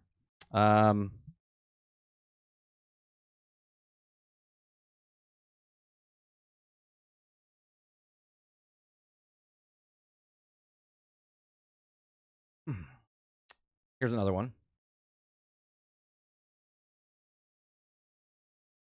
That Agatha is the gayest project Marvel has ever done. Agree? I would agree with that, yeah. Why is it? You'll see. You'll see when you watch it. But, you know, I think witches are queer inherently just because we are outcast and, like, set aside for many reasons. And I think this show shows a really good representation of different types of people and that we can all use the power we have in it within to, like, go forth and be great. So, again,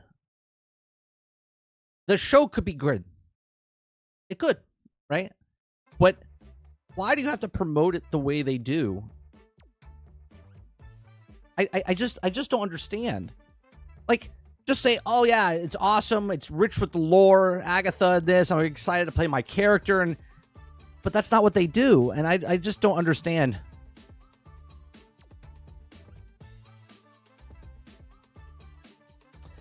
He works for Variety, Chapter 8. He works for Variety.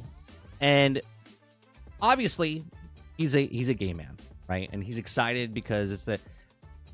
But my question is, why, though, is it... Why do they promote? I've never seen a show before that say, this is the straightest show you'll ever watch, right? They ask the actors and stuff, you know, this character that you're playing, you know, tell us a little about the character. Well, the character I'm playing is a little bit more, you know, he's a loner, right? He's been shunned out from society or whatnot, or You know, like that's not what they do.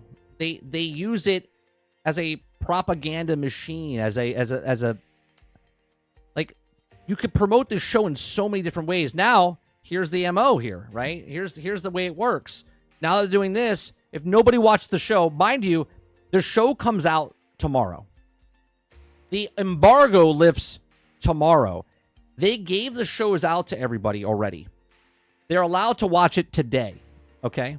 But they're not allowed to speak about the show until after it airs on Wednesday. That, to me, tells me that Disney has no confidence in the show whatsoever. They're putting it out as quick as possible. They don't want anyone to talk as possible because as soon as someone watches it and says how bad or whatever it is, it's domino effect around the rest of the internet, right? So them not letting people talk about it before the show comes out is a red flag.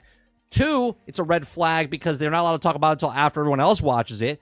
3, it's a red flag because they're watching 2 episodes on the same night, so the viewership is higher, so they can say, well, it was the most watched show or whatever. And then, if it doesn't work out, they tell you that it's because there's people out there that are racist, sexist, and misogynistic, and this is why it didn't work.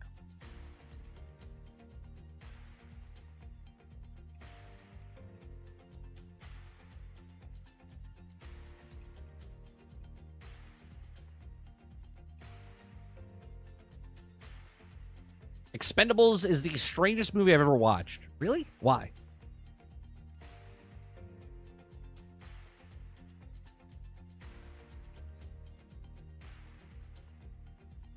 Right, Sarge. It wouldn't be okay because it has nothing to do with what the show is. Like, you're allowed to have the diverse set of characters in the show and stuff, but if that is your talking point for your show, that's scary because that means your show is not very good. All right, I'm gonna go eat lunch. I'll be back tonight, 8 p.m. Eastern, for some more gaming. I don't know what we're gonna play. I'm not sure if I want to play. We might go back to Star Wars Outlaws, do a couple side missions there. We might play just a random game off of Game Pass. Try a different game on Game Pass or whatnot. But 8 p.m. tonight. I appreciate you guys coming out. We talk about news stories, entertainment, apparently religion, and you know, political stuff. So, as always, if you like it, hit that like button, hit that subscribe button. If you'd like to go above and beyond that, become a member as little as $5. And again, conversation is always welcome here. No one's ever shunned out of the conversation. You're more than welcome to put your opinion in there. I could read your opinion. I could take your opinion. And that's it. You guys have a great rest of your day, afternoon, or evening, wherever you are. I appreciate it very much. And I'll see you guys on the next one. Peace.